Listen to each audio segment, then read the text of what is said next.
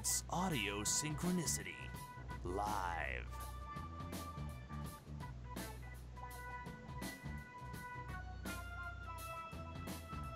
With your hosts, Andres Perez. Hello, people of the internet. This is Kaiju Noir here.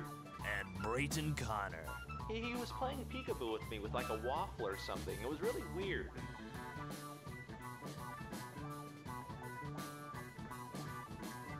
And now, Kaiju Noir presents Audio Synchronicity Live. Last time, the dark editor Brayton swore he would crush the fictional world of Japan. Can Andres and his critic pals stop the flamboyant tyrant before it's too late? Find out now on an all-new episode of Audio Synchronicity Live. Thank you for the introduction, Crooked. Hello, everybody. I am Andres Perez, aka Kaiju Noir, and welcome to another edition of our Q&A weird news program live thingamabob stream. Thank you, everybody, for coming. And here with me, of course, is the supposedly flamboyant tyrant, Brayton Connor. Well, I don't think that's even an argument that I'm a flamboyant tyrant. But hey, good Saturday evening, everybody. Andres, it's good to talk to you once again, and it's good to be back with our 10th episode of Audio Synchronicity Live. Yes. After our little hiatus. Yes. We may be behind one episode, right, but we're making up for it with two episodes this month. So, yes. I apologize for not being able to do a episode for the month of June. However, we're going to make that up by doing one early in the beginning of this month and one eventually at the end of July as well. So yes. Thank you, everybody. It looks like we have a full audience here today. I'm very happy to see everyone here.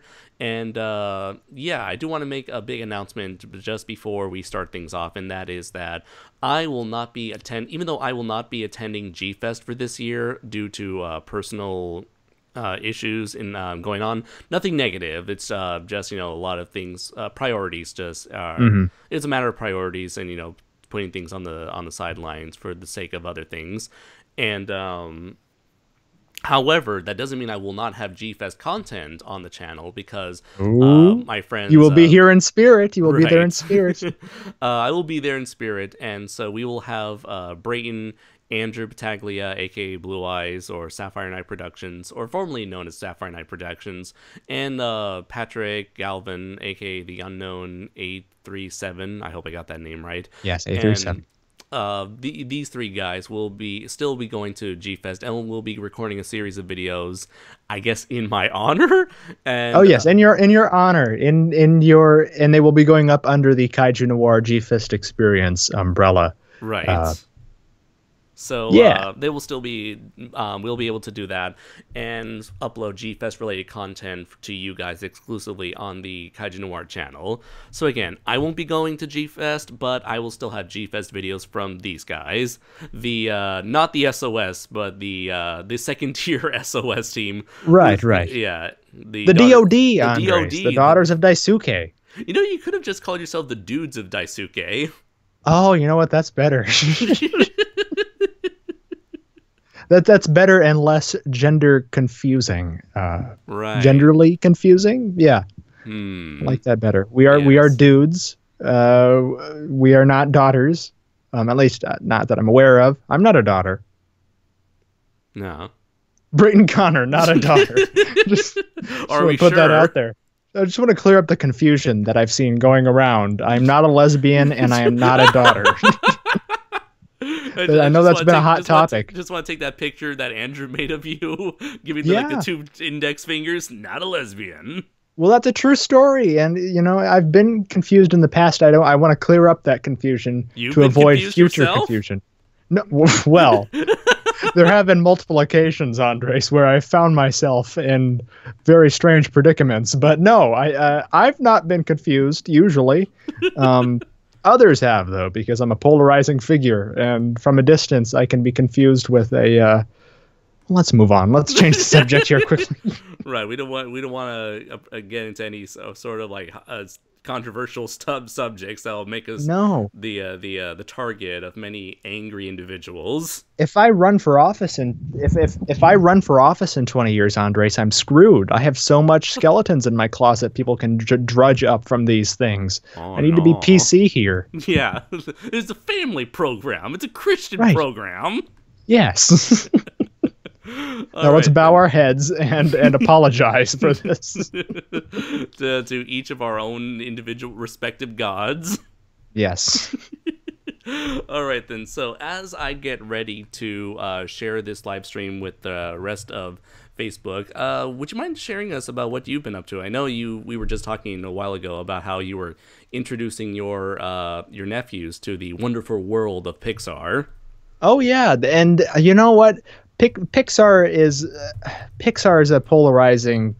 Oddly, it's been a polarizing company as of late, or studio as of late, because their batting average has kind of they've had a few misses. Perfect to like half and half. I feel. The Good Dinosaur and Planes and Cars 2, and it's kind of been.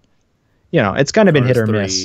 Yeah. Yeah. I forgot about there was a Cars 3, wasn't there? Yeah. Yeah, and technically I think Disney did Planes, but that's related to like the Cars franchise. Okay. Yeah. I guess that people were also polarized on Monsters University. I personally loved it, but I can see why other people didn't.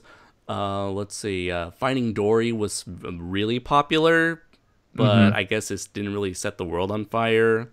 The Incredibles 2, however, on the other hand, has been that. I think that's been the most successful sequel thing that they've done. I wish I knew, because I have to wait until fucking August.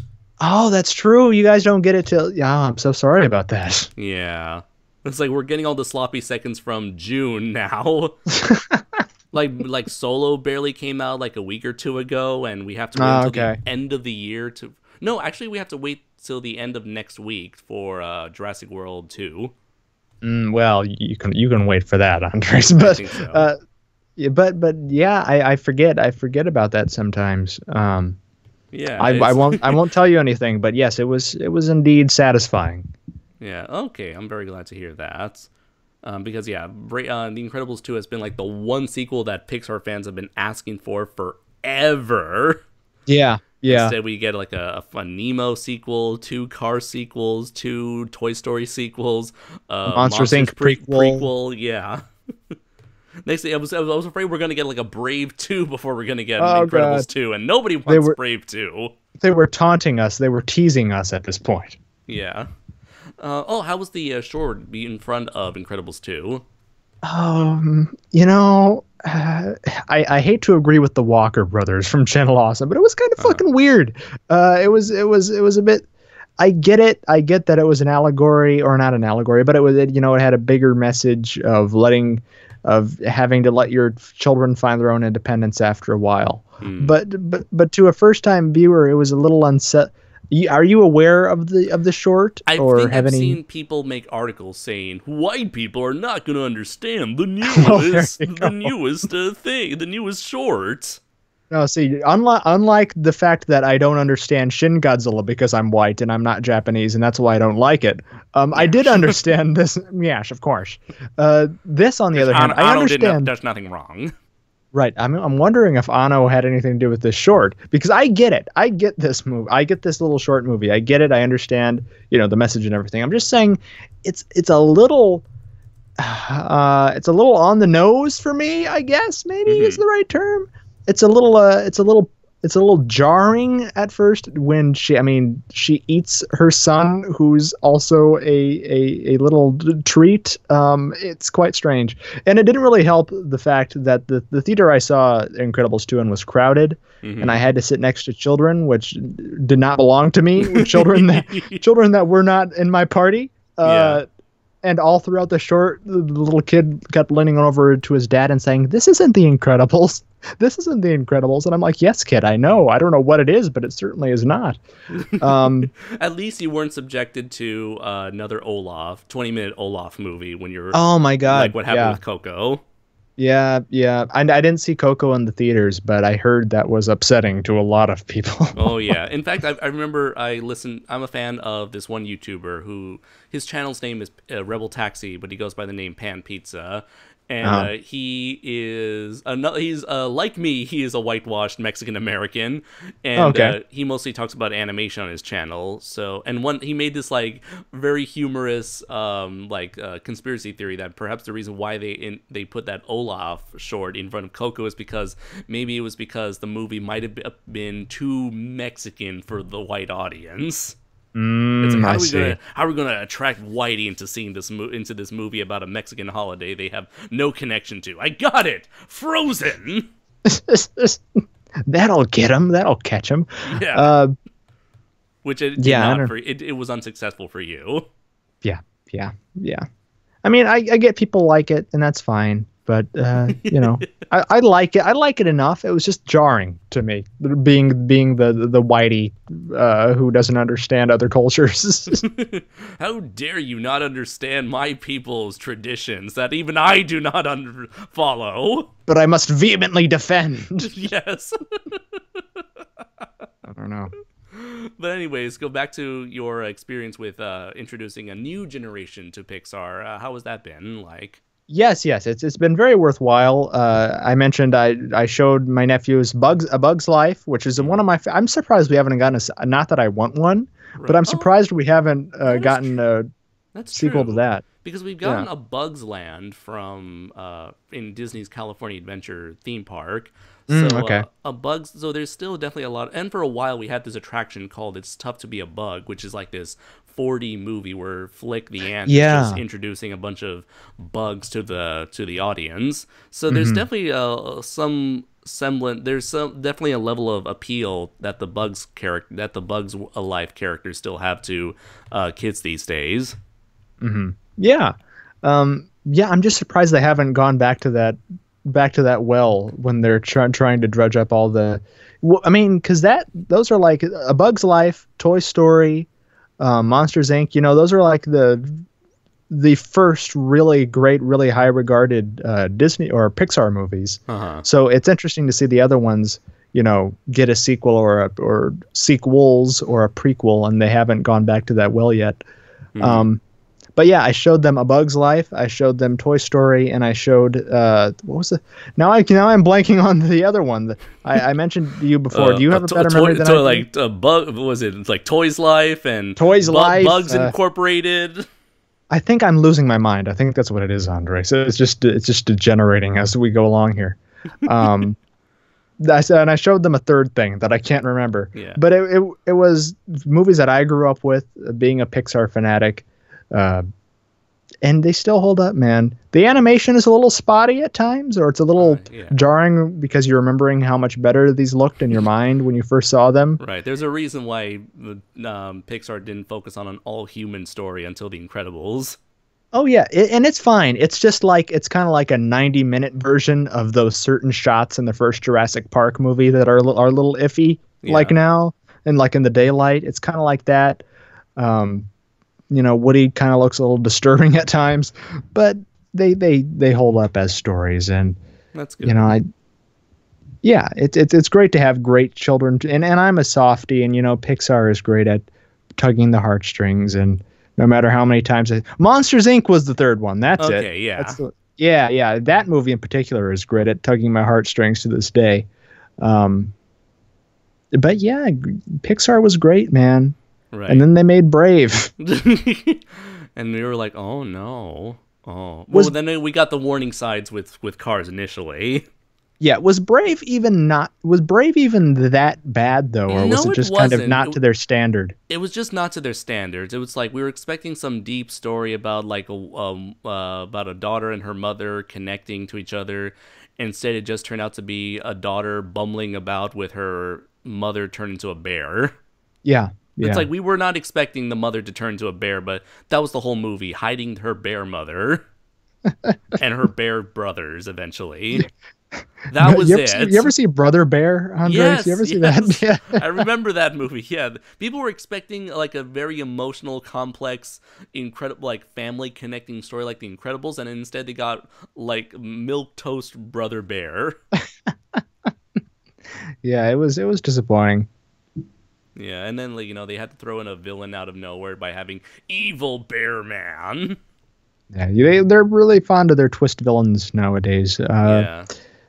Like Zootopia and Frozen and Moana. Moana kind of had an obvious villain, but the twist is who the villain was.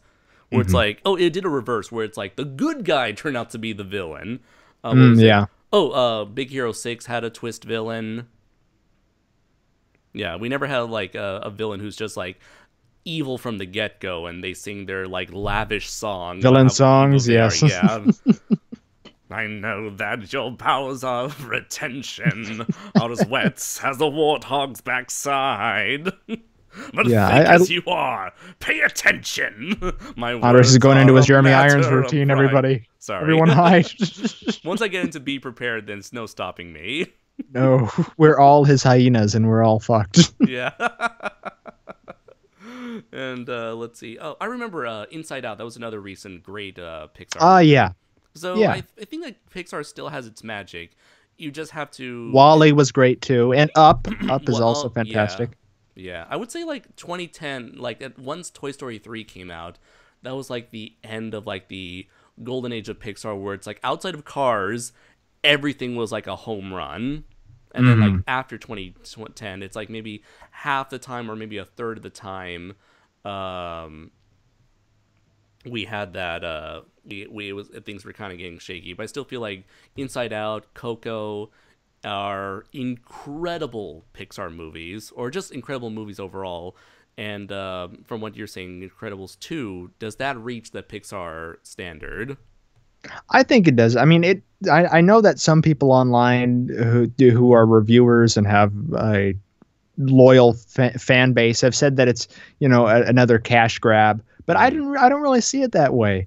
I don't think it's just my rose-colored goggles of wanting to like it either, because I was in the camp that I love Monsters Inc. Yeah. But I'm not a fan of Monsters University. Okay. So I don't think I'm being blinded by nostalgia with the movie. I think it's really well done. And I think Brad Bird is a good example of quality over quantity when it comes to just a director and a writer in general. Mm-hmm. That he doesn't do a lot of stuff, but he does, he's very selective over his projects and usually turns out pretty damn good work. Tomorrowland notwithstanding, which I don't even dislike. I think that's a pretty well done film too. But yeah, I think it was worth the wait. For me, at least, it was. Right. Yeah. I'm very glad to hear that, and I do want to be able to see it when it eventually comes out here in Japan. Let's see. I was thinking, what was I thinking about? To respond to Sci-Fi Dragon's earlier comments, that I was just joking when it came to the whole conspiracy theory about the Olaf's Frozen Adventure placed in front of Pixar. That was all just we were just joking and just being ridiculous, silly, just being silly. But so to let go of this Pixar topic and moving just on, let it go, man. Or rather, I will let it go like Scar let go Mufasa. Long live Pixar. Just drops John Lasseter down again. Oh my god, that's so hilarious considering what happened to John Lasseter. Have you read the news about him? Yeah. After being in some hot trouble for giving supposedly quote unquote inappropriate hugs and kisses, he went on like temporary leave, essentially like an extended paid vacation, and now as he fell, he heard, "Clearly I will go hugging no more," as he was trampled by thousands of wildebeests. But yes, or dozens of Me Too hashtags. Oh, no. But yeah, John Lasseter, the king of Pixar, is gonna, or the kind of like the guy who has been trying to keep the Disney animation and Pixar animation industry alive. He was our hero. He was the chosen one. He was supposed to protect the animation industry, not leave it in darkness. He will be leaving Pixar, so what is going to happen to Pixar and Disney animation? Who knows, to be honest. Yeah, it's up in the air. Fucked if we know. Yeah. But as we leave from the Me Too hashtag, we're gonna go to Me Too Many Games. Oh, you see, this is why you're so good, Andres. You are the king of the segue. So let's bring up an old topic that we brought up in the past. So let's talk about Chris Chan. So for those who don't know Chris Chan, he, she, they, it is the legend. The legend of Chris Chan. This legend is someone who's been around the internet since, I want to say, the mid to late 2000s, which was definitely his heyday.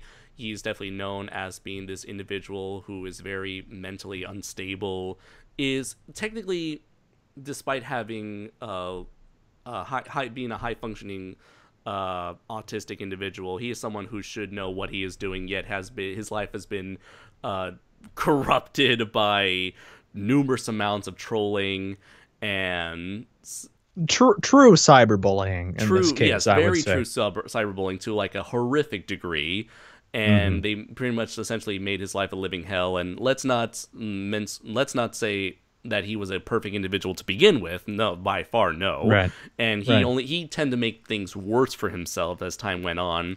And so as we go into like the 2010s, he allegedly became she, and the trolls backed off, and we are all just like watching him from a distance, and not even the trolls are really bother him anymore. It's just like he's just doing weird shit on his own while everyone watches with their popcorns, forcing his mother into making very sad and disturbing pleas for help when it comes to money videos. That's the thing now. He's e-begging to a horrific degree where he's asking for money.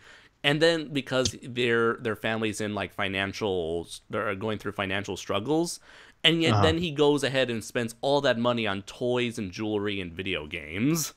Yeah, I that's the thing that I find it's hard for me to sympathize with the guy when he does stuff like that. When he begs for the money, they're obviously there's the state of which they're living in is not that great, and they could use the money, and he just buys more Tinker Toy shit. Yeah. Let's see. Sean Berry says, Chris Chan, the GameStop pepper sprayer, Sonic-loving, romance-looking psychopath. That's right. That's accurate. And to answer Crooked's question, yes, we are talking about this guy again. So we talked about how he's constantly e-begging, and so one year he was e-begging to go to Too Many Games, which is a video game convention. Let's see. It's an annual 3-day gaming convention currently held at the Greater Philadelphia Expo Center in Oaks. Let's see. What state is PA? Pennsylvania? Pennsylvania, yes. Yeah. I'm sorry. I'm for being an ignorant American for not knowing my own state initials. Piece of ass is the state, Andre. How dare you not know this? Let's see. For anybody who lives in the state of PA, I apologize. PU. So he asked his fans, quote unquote fans, to give him money to, I think it was like a GoFundMe, I believe, to go to Too Many Games. Yeah, he started a GoFundMe page to help cover costs, as he narrowly avoided foreclosure on his home 1 month before. 3 people donated a total of $120. Goddamn. So he was walking around with his his classic Chris Chan shirt. Sometimes it's like more feminine clothes that he wears nowadays, and he was also carrying around like a paper cutout. What do you call it? Those things are you cut out and have them stand somewhere. Oh yeah. Something stand. A standee. I don't know what you would call it. I think a standee. Yeah. So he ended up creating a Sonic Shoe standee that he would carry around with him. So like, so when anytime anyone wanted to take a picture of him, which there were people out there, he would leave the standee right there for pictures and everything else, kind of like a portable booth of sorts, you know. Sure. So what happened was Chris Chan was acting very inappropriately towards many of the guests there by kissing and or touching them, especially with John Lasseter. No, come on. Especially with people who took pictures with him. And you know what happened? He ended up getting thrown out after multiple warnings and complaints. I imagine this just sent him into a spiral. Oh, he had a mental breakdown and ended up like crying on the floor. Like he got into a fetal position. Oh my god! As like there was a crowd of people and security guards like crowding around him, and like people were trying to like comfort him, saying like, "Hey man, you gotta go, okay? You gotta go." It's like so they weren't like picking up by the scruff of the neck and throwing him out. They were politely asking him to leave, right, trying to escort him out of the building. Right, and then he just went into like fetal position mode, where it's like he started panicking. I guess he felt like the whole world was closing in on him, and it was just once he had to face reality, it was just too much for poor Chris Chan. Mm-hmm. Yeah, in fact, I'll share you a picture right now on Skype. I won't share it here because I just don't want the scent of Chris Chan to taint the video. Sure, but I'm sure if for those brave enough, they can find it easily online. Oh yeah, definitely. Somewhere. You can type in Chris Chan too many games, and there you have it. Oh man, let's see. This is sad. I shouldn't be laughing, but this is Chris Chan, so it's warranted. Sure, yeah, and it's not like people were making up the fact that he was doing. I mean, if they're taking pictures of taking pictures with him, if there's documented evidence of this in photograph form, then yeah, there's like a photo of him like with his arm around a dude. At first, I thought when I heard he was like kissing and inappropriately touching people, I thought that was like girls. Because throughout his life, he has established his interest. Right. Well, he says he's a lesbian woman now. Is what he's claiming. Exactly. Yeah, he's trans lesbian. So, but he actually was kissing dudes as well, which surprised me. So, like, he was had his arm around a dude's neck who wanted to take a picture of him, and then after they took the picture, then he moved in for a kiss, only to be blocked by the guy who just like moved away and laughed. Oh man. See, I'm really iffy on this thing because there's a big part of me that wants to sympathize with the guy, right, or the girl, or Chris Chan. There's a big part of me that of Christine. Yes, there's a big part of me that wants to sympathize with them, but at the same time, I have no room to sympathize because of how horrible they are. And how uncaring of their family that they are to e-bag this way, to go to a convention, then to get kicked out. But we're pretty much certain that it wasn't just trolls making shit up to get him kicked out. He was actually doing the dope and grope. Less of the dope and more of the groping, you see. Okay, yes. Give or take in levels of dope and grope. Yeah. Although perhaps you'll. Well, he was the dope doing the grope. Yeah. So in a roundabout way, he was doping around doing the groping. Exactly. That's what it was. The dope who groped. The dope who groped too much.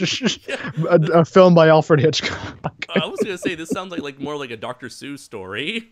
You know what? His whole life is a Dr. Seuss story. He lives in Quickville. Tim McAndrew says we classify Chris Chan as, hey, you there. Hey, you over there. Hey, you. Hey, yous. Yeah. What do you think you's doing? Touching the men and the women inappropriately. Get out of here. This is too many games. It's a sacred ground. What are you doing? Get out of here. Get out of here. Why, yada, you little scamp. Let's see. I find that I find that voice is a weird gray area between Moe from the Three Stooges and like John F. Kennedy. Yeah. It's a really weird area I'm getting into that's there. What he said to Marilyn Monroe after they did the nasty. Get out of here, you! I don't want to see you again. Let's see. Lydia says, I found about Christian a few weeks ago. I really could have lived my life without knowing who he was. Oh. I don't know, Lydia, I feel more enlightened learning more about Christian ever since I found out about him in the late 2000s. Sure. Crooked Lore has a great comment here. Is Christian a JoJo reference? Yes, he is, in fact, the fool. Now that's a JoJo reference. Yeah. Yeah, let's see. So, going into this, we actually have a particular individual who actually approached me and told me about this story because he himself was a witness to all of this. Uh-oh. So we had like a first-hand account of this. I won't give his name because I promised I wouldn't share his identity unless he were to give me permission here. But yeah, I would like to quote verbatim what he mentioned to me on Facebook. So what happened was he messaged me. It's like, hey, do you know who Christian is? And I said, like, do I? And he's like, what? I've studied him a great deal from afar. I've tracked him for years now. Like Patrick and the what do you call it? The G-Fantis, yes. The G-Fantis, yeah. Caught his scent. And let's see. So he told me that, you know, at this weekend at Too Many Games, he groped allegedly 18 people and had a meltdown. And I mentioned to him, oh boy, Chris, will you ever learn? And here I thought his lowest point was the 2014 pepper spray incident. Would he be classified as a serial groper then, in this case? I guess so, probably, if that's a thing. It should be a thing. Let's see. He mentioned to me that... my friend mentioned to me that he didn't know who Christian was. All he knew was that while he was at the con, people were talking about, "Oh, it's Christian, it's Christian." And he's like, "Who the fuck is this guy? Why do people know this guy?" And I mentioned to him, like, you know, Christian is sort of a big deal in terms of internet punching bags. Or he's kind of a big deal. He's kind of a big deal in all the wrong ways. Yeah. And yeah, and I mentioned I told him how much I was aware of him, and both he and I came to the conclusion that this is like a major example of what happens when a person with autism isn't treated with the best of care, and how pretty much his family were pretty much treated their autistic child like in all the wrong ways. In fact, like when you have someone with I guess any sort of level of autism, there's a specific way of how to approach the situation. Instead, they try to make him live a normal life, which he clearly couldn't. And obviously that kind of led down, went downhill and led to a domino effect where things just got worse and worse for him. But anyways, he mentioned that it was Saturday morning. So he went to the convention, and he got a glimpse of, and I quote here, caught a glimpse of some weird, greasy, slick, water buffalo-looking guy who smelled like ass. Oh, he wasn't wearing a Confederate hat, was he? I hope not. Maybe, I don't know. Are you saying you had a similar experience? Oh. Actually, yes, at a different convention, but we won't go there. Yeah. Andrew knows what I'm talking about. But anyway, you don't want to know. He's like, he didn't think of anything of this individual because he was busy looking for a particular YouTuber that he was a fan of. And all he heard were people saying, "Oh, it's Christian, it's Christian." And he's like, "What the fuck is Christian?" And then he saw the police came, and he's like, "Okay, I'm out of here." And then as he turned... He got a police escort. Christian, ladies and gentlemen, introducing the living meme, Christian. And so he, as soon as he was leaving, he turned his head back and noticed that the guy was already curled up in a ball with people gathering around him. And they were trying to get him up off the floor to the convention's security room. And the con staff knew what he was doing apparently and repeatedly told him to stop, but he didn't.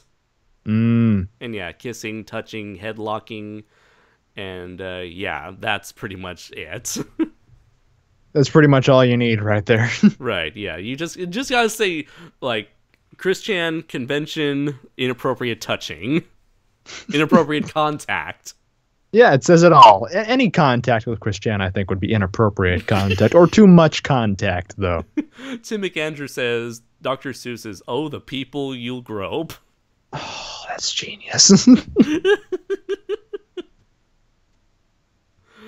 Let's see. Primal Graphenosaurus Rex says, "It's so sad that even the comic is now depressing. I didn't know he was still working on the Sonichu comic." Oh, I hope he is, or was.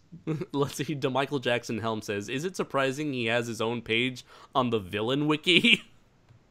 He doesn't? I need to visit this.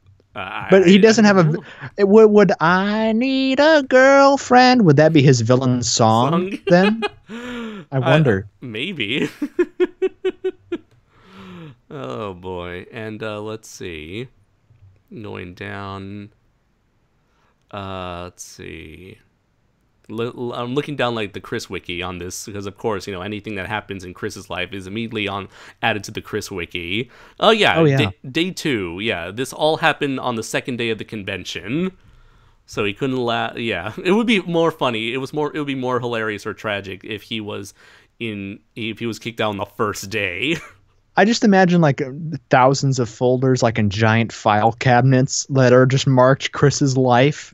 And they're being moved into a giant warehouse like Raiders of the Lost Ark or something where all this information is stored. Like, there's so much information of Chris Chan on the Chris Wiki that I'm sure that you could just, like, if you were to put all these articles into actual physical documents, you would have the room from Raiders of the Lost Ark.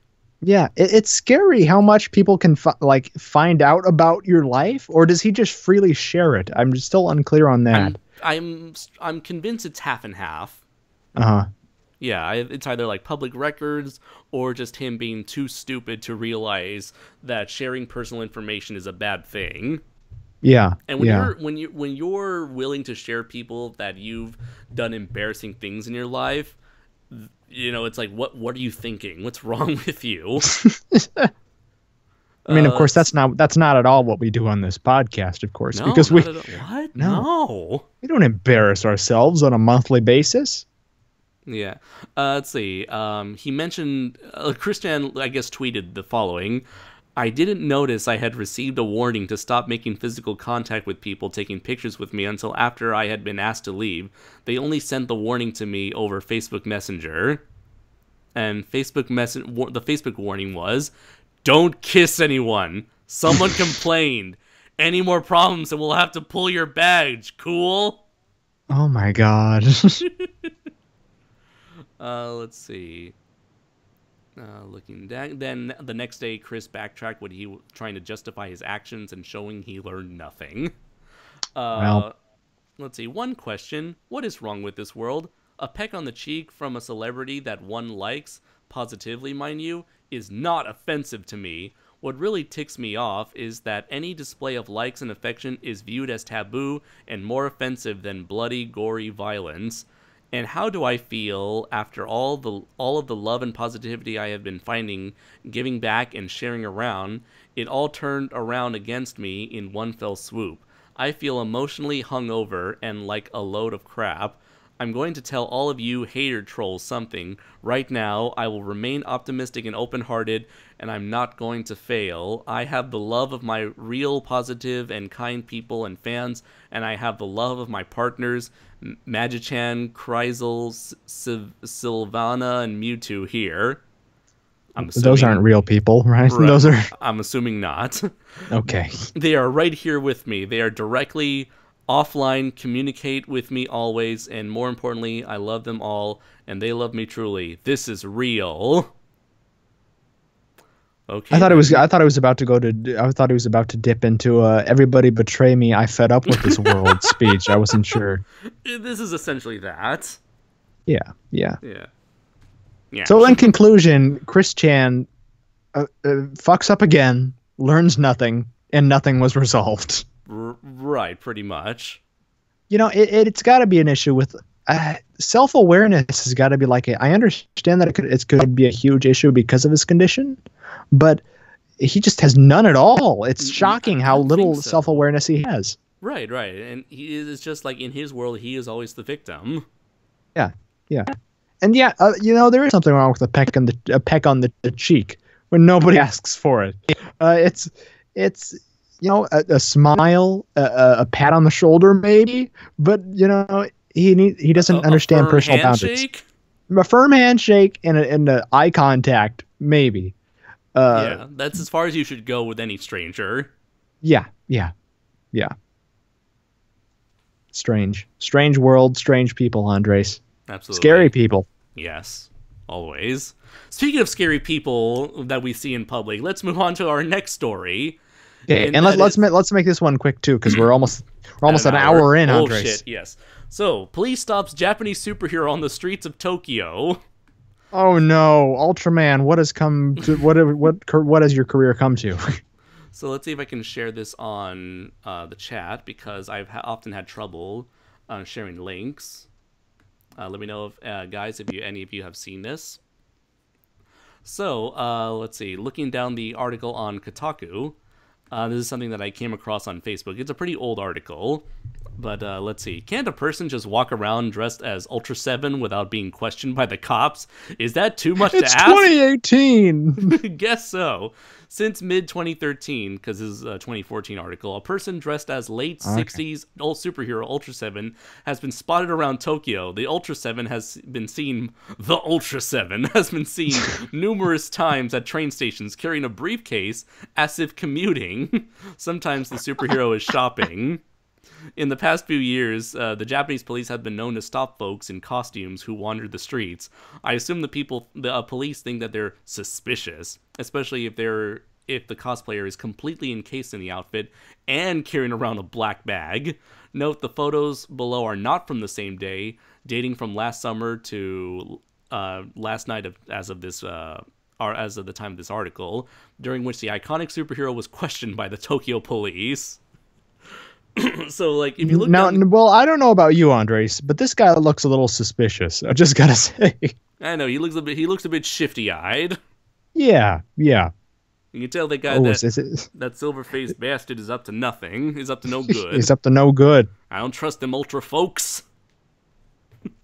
I thought we already had them. Like, I don't trust them. You know, they growing up in the Ultra projects. You know, doing the Ultra Bloods and the Ultra Crips. Now, are we sure this guy isn't actually Ultra 7 and he's just trying to make it as a citizen of Japan, trying to commute, as it were? I don't know. I don't trust them illegal aliens, you know? That's true. From the planet Nebula, what is it? I think it was called M78. Okay, yeah, that's it. The Land of Light, basically. But yeah, I don't trust them Ultra folks, you know? I'm sure they bring the West people. I know some of them are fine. But yeah, I love the second picture right here in the article where it's like he looks like Slender Man. Oh my, yeah, that's pretty terrifying. Yeah. I imagine, like, you know the scene in Halloween where they look out the window and Michael Myers is like standing like across the street looking back. Yeah. It's like that pretty much. And like, just thank God that this is Ultra 7 and not Red Man, because then you're fucked. Ugh. Let's see. Going down the second picture here, if you're following with me, Brayton, we can see he's actually buying a train ticket right now at the little electronic ticket booth. Let's see. The fourth picture, he's just walking around with his suit briefcase in hand. He's just minding his own business, having a boring day. Let him be. And you can tell, like, the Japanese people around him are like, "What the fuck is that?" Oh yeah. He looks so depressed too. Yeah, it's like he probably missed his train. Another day in the office. Oh, woe was me. Oh, well, you can see two pictures down from where everybody's looking at him that he's doing a face palm. Yeah. It's like, here we go, another day at work. And then I love, like, you see the two teenagers on the side with glasses. It's like, these guys know what's up. Yeah, they're aware of what that is. And the older guy with the cell phone. Oh, yeah. Like, oh, this looks interesting. That's And then like the next picture, he's walking like a mall, which I believe is in the same train station. Meanwhile, there's more people. Some people are laughing. Other people are just confused. They're like, "Now I've seen everything." Yeah, a lot of this looks like something posted on Twitter you'd see where, oh, I saw a celebrity at the airport or something like that. Right. He's just minding his own business, totally disinterested. You just leave him be. Come on. The two pictures of him going down the escalator, yeah, it also feels like some of them are like almost like selfies where he just takes a picture of himself, puts it on Facebook, going to work today, lol. Ready for another day. I was having a good day until some people stopped me and were harassing me. Man, it's because I'm red and silver, isn't it? It's because I'm an ultra. Stopped. It's because I'm ultra. Can't even cross the street to go to work anymore without being stopped and harassed. Yeah. And questioned. Have his bag searched through. Hashtag Ultra Lives Matter. I agree. They do. Let's see. And then, for the Japanese policemen, they're and women, they're very, I want to say, like, very overly sensitive, or, like, they're very, like, because there's so little crime in Japan, like, real talk, there's so little crime that they'll take anything, they'll make them take any little suspicious activity or any sort of potential danger, and they'll make a mountain out of a molehill. Like, if there's, like, a car with, like, an open canopy and, like, some personal belongings are in that car, you'll see, like, maybe a dozen police officers all surrounding this car because they want to protect the car from any possible robbery. Or if there's, like, someone jaywalking, there'll be, like, 2 police cars after you because you jaywalked. Maybe that's what the problem is here. Maybe it wasn't that he was dressed as Ultra 7. Maybe it's he was jaywalking. Who knows? Possibly, but it's like the fact that for the policemen they get like they see no action, and the thing is they don't have like a ticket quota like American police. So it's not like they have to go search for people who are screwing up in order to meet their quota. It's like, oh, I gotta find like 10 troublemakers by the end of the week. No, it's nothing like that. So the policemen are also more relaxed. They don't have to give it out tickets. But the fact that they're looking for, like, because nothing happens in Japan, like, something as simple as cosplay, having a full-body cosplay with a mysterious black bag, that's enough to set the Japanese police off. Yeah, and there are some haters down here in the comments, too. He can't get a break under this article. I guess so, yeah. Let's see. What's really... The 60s want their superhero back? Oh, come on, guys. The Crooked says, what's really sad about this story, a giant monster attacked right after this happened. Oh, my goodness. You know, I wonder, though, because that is a pretty good that is a pretty great Ultra 7 costume. He's definitely got the body for it. Oh, yeah. He looks like Ultra 7 right out of the old show. Maybe it is. Maybe he's just trying to try to get along as a Japanese superhero living in the 21st century, just trying to make his way in life. And everybody wants to stop and ask for photographs and harass him, ask him what's in his bag. He's done a lot for the human race. You'd think they'd appreciate that. Absolutely, man. Absolutely. Let's see. Graphenixsaurus says, like, oh, it's Logan Paul again, isn't it? Imagine, like, it's Ultra 7 versus Logan Paul. I would watch that. Oh, me too, man. I would love to see Logan Paul explode in spectacular fashion. And then, like, I just that's why we have Ultra 7 walking around, because he's waiting for Logan Paul's return. Oh, you see, God. The police will hate him because he can take it, because he's the hero Japan needs. Don't do this, Andres. Not the one that they deserve. A silent protector, a watchful guardian on Ultra 7. What happened to Ultra 1 through 6? Shut up. Shut up!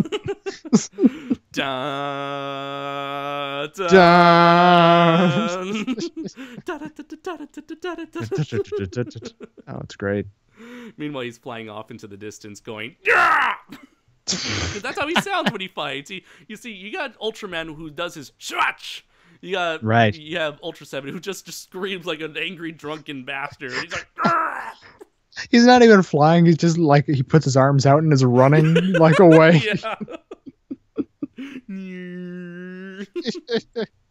He's just going, wee. Well, he doesn't have the benefit of the Subaraya team lifting him up by wire, so he has to kind of make do with what he has. Right, and he can't transform himself into a model. Into a stiff plastic model. No, right. it's a crime. Yeah. Let's see. Looking down at the comments right now. We got some Ultra Lives Matter hashtags going on. Yes, awesome. Let's get that trending. Yeah. That needs to be a point that is made. Let's see. The American remake of Ultra 7 sounds great. I agree, Crooked. I just imagine a video montage with like the music from The Office playing or something. Or is he just going through his daily routine? I would love that, yeah.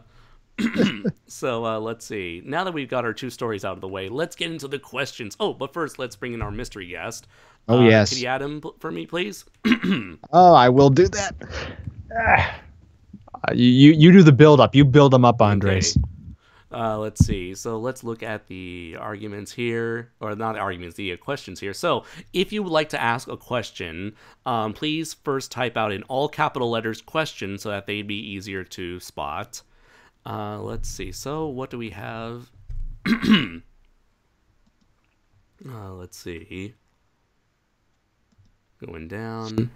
Jose Aguilar says, Andres, so you're saying if you look at a cop the wrong way, the Japanese FBI come fucking chasing you?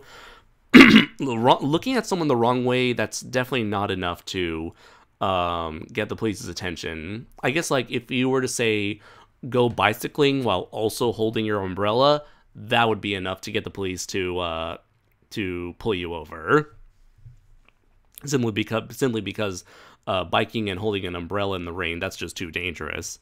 And funny enough, I almost got in trouble for that, but because I was a foreigner, the police most likely didn't want to deal with me because he would thought that I didn't speak any English, speak any Japanese, and it's like, oh, if he's a foreigner, that's too much of a hassle. I see. Oh, it looks like our guest is here, Andres. Oh, and who is that? And who is that for today's episode of Audio Synchronicity Live? Would he like to make himself known? I guess not. So I'll introduce him. Is he here? Can you hear me, guys? There he is. There he is. I was going to say, are any of us truly here? Okay, well, there's no need to be introspective right now, Andres. There's no need for that kind of bullshit. Introspective bastard. But no, yes, Andrew is here. Andrew's here, formerly of Sapphire everyone. Night Productions. Yes. Damn it, Brayton! I thought I told you not to say anything. I said formerly. Well, they should. They need to know. They need to know, man, who you are. Oh, formerly bullshit. He was at a time the man with his soul was blue and so were his eyes, but now he is just and had an incredible hatred for Gappa. Right, but now he's matured. He's the artist formerly known as. He's into his new phase, a new turning point where he is just Andrew, like Prince, or what's another person Oprah. with one name? Roseanne. Oprah. Wait, no, bad example. He's branding himself. Yes, Beyonce, Rihanna.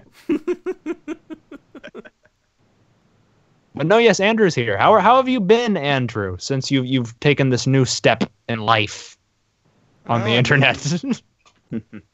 Oh, since then I've been got my full-time job. I've been making money, and just today, other than that, I've been either studying up for the G-Fest panel coming up, and ever since he died yesterday, I've been reading up on Spider-Man Ditko comics.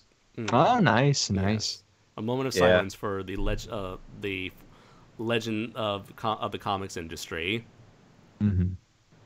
Yeah, I was actually thinking about maybe I could possibly discuss about a little insight that I've been doing. That I did some research on Ditko recently, and it involves why exactly he left Marvel, because there really wasn't any concrete reason why exactly he left Marvel, but I was able to find a post finally explaining, or at least mostly explaining from his point of view, why he left. Shall I go into it, or do you want me to wait for that for later? No, go ahead. You can briefly go. Yeah, go ahead now. People are still putting their questions down, so yeah, you can do that while they're doing that. Okay, I'm going to throw in a link to you guys here on the exact article that I found. It's one on Facebook for a group called The Silver Age of Comic Book Art by Arlene Schomer. Now, Arlene Scholmer is you could kind of consider him almost like similar to August Ragone, Steve Rifle, and Ed Godzieski when it comes to superhero scholarship. He wrote 2 books, one of them, much like the page itself, Silver Age of Comic Book Arts, and Visions from the Twilight Zone, which basically delves greatly into, the series The Twilight Zone. But he was also able to find a essay that, before Ditko died, he wrote and put it on his blog site, basically quoting saying, "Why did I leave Marvel?" And I'll leave it for you here. Damn, it's not. Try again. Yeah, for some reason the link's not popping up on my page. Andres, do you think maybe we could send it over to you over Skype and see if you could give it a try? Yeah. All right, hang on a second. Here you go. Let's see. Sometimes it might be difficult for people to send me stuff over Skype.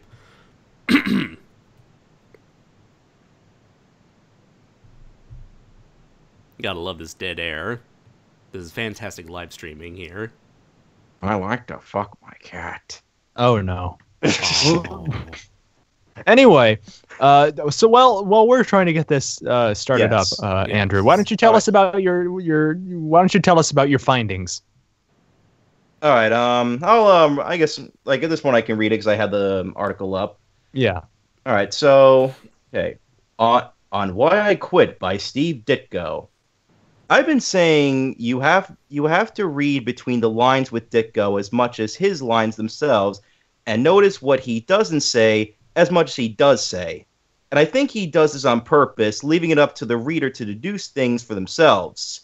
Ditko is not one prone to expressing emotion, so that's what you also have to read in. Basically, Ditko is one of those individuals who follows that Ayn Rand philosophy, meaning he barely expresses any form of emotion, and most of the time when he discusses things, he's kind of vague on some things that he's describing, leaving up to most people to kind of think what exactly is leaving up to people to decide what they think is truly going on.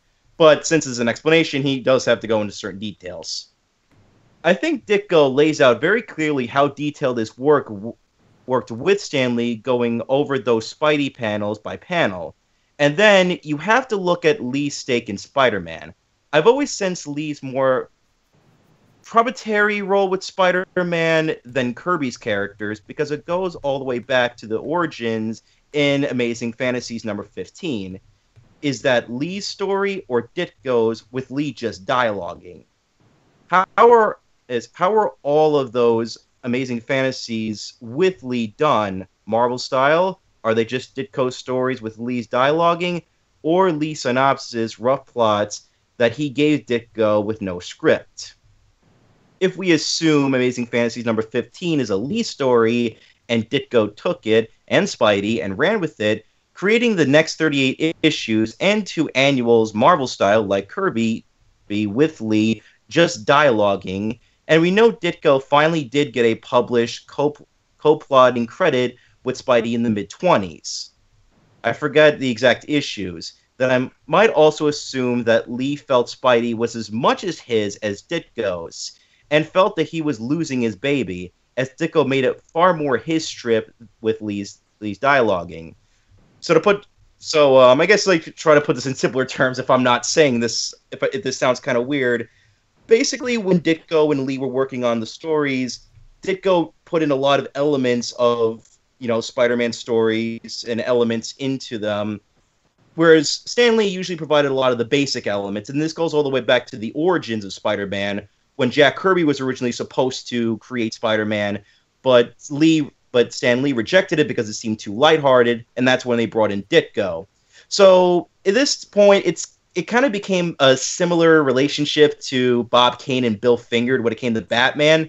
Nowhere near as bad as that, but it's still somewhat in the same vein of one guy providing the basic elements of Spider-Man while the other one provided the more in-detailed elements of it. So in Ditko's case, he felt he deserved at least some form of credit in terms of the writing department, which is up to you whether or not he thinks he deserves that. At the same time, I get the feeling Ditko might have enjoyed, even respected the work with Lee, maybe he felt Lee's wild and gritty repertoire compared to DC made his work feel better, more popular as Spider-Man and as Marvel's popularity grew exponentially. And then all of a sudden, according to Ditko, Lee just stopped working and meeting with him. Ditko declared in his essay that he's not going to work with somebody who won't physically be with him, in which, in the words of a no-emotionless man Ditko seemed to live in, tells me that he did enjoy the work that he was working with Lee and Spider-Man. So then, if you take Ditko's words as face value, we're left with answering why Lee stopped meeting Ditko and what had to be circa November 1965. Because he was a douchebag. A pretentious douchebag, so I stopped working with him. Enough said.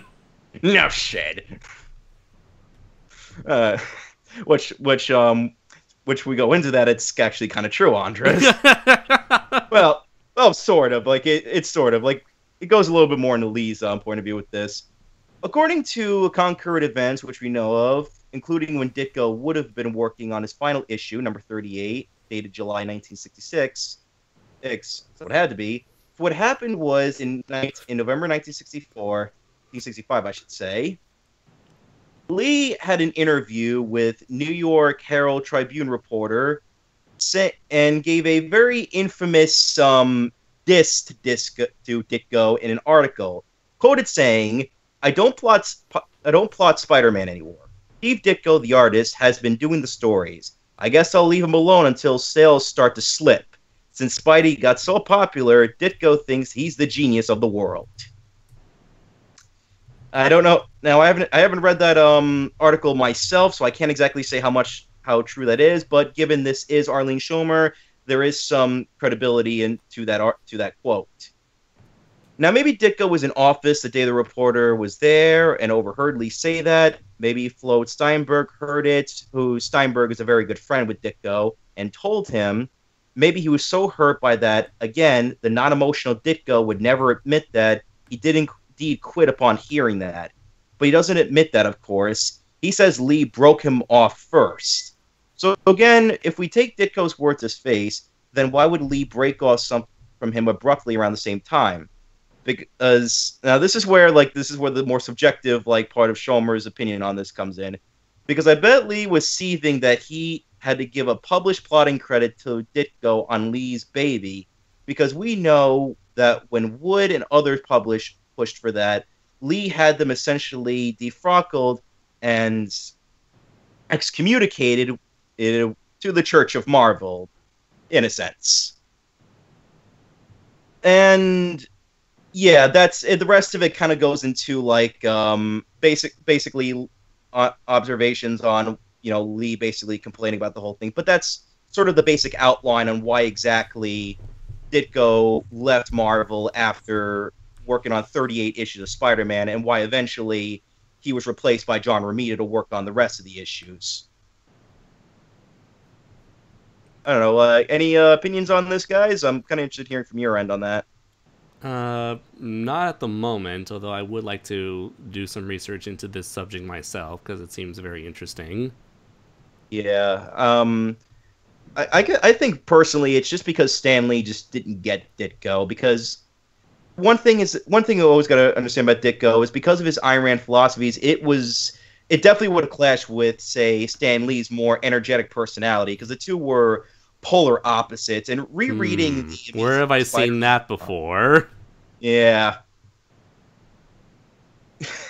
I don't know what you're talking about, Andres. Whatever could you mean? Wait, what? I can hear that last part. Say it again, Brayton. I was wondering what Andres was talking about. Whatever could he mean? We've had no experience with anybody who has an Ayn Randian philosophy. Oh, ever. I don't know. Who would possibly view Andrew and who would possibly view you and I as just tools to his production instead of friends, Andrew? Yeah, what are we? I wasn't his friend. I was his asset. We were assets. We were to a. Never mind. We're going too far. Anyway. Yeah. Okay. Yeah. But trying to get back on subject here.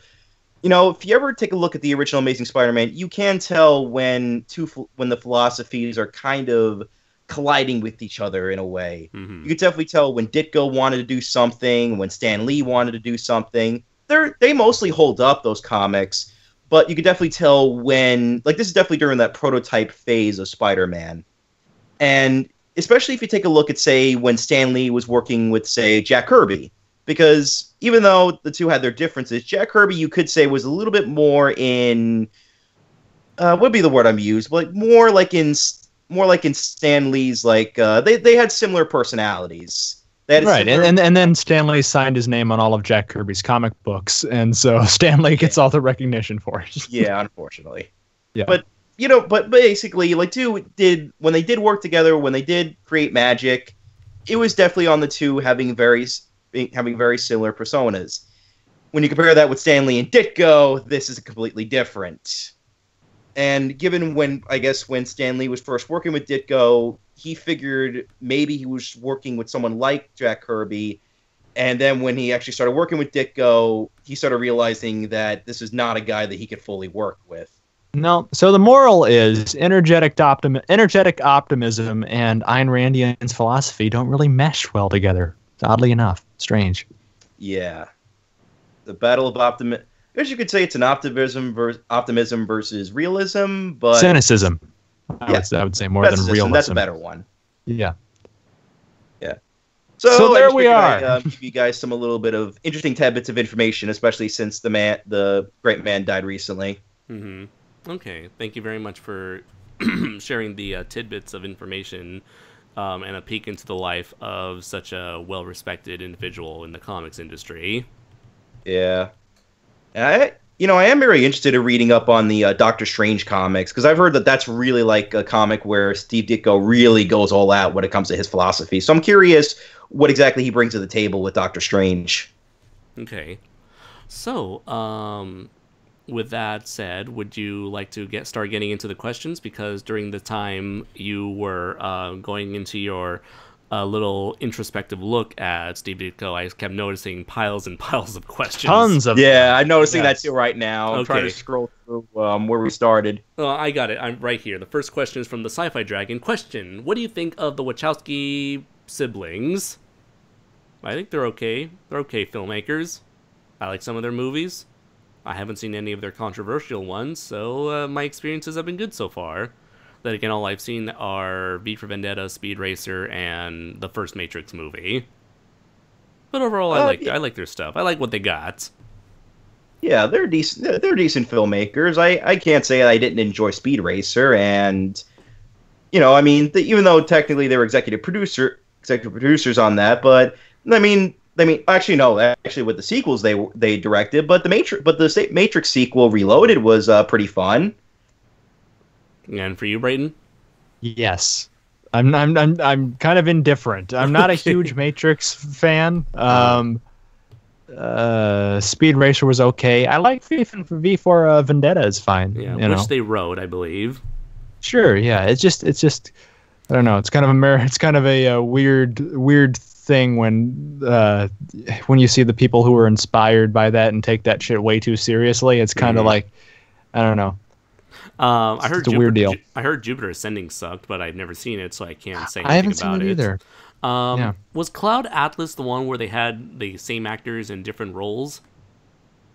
It might be. Yeah, I'm blanking. But Tom Hanks and I think it also had what's his face?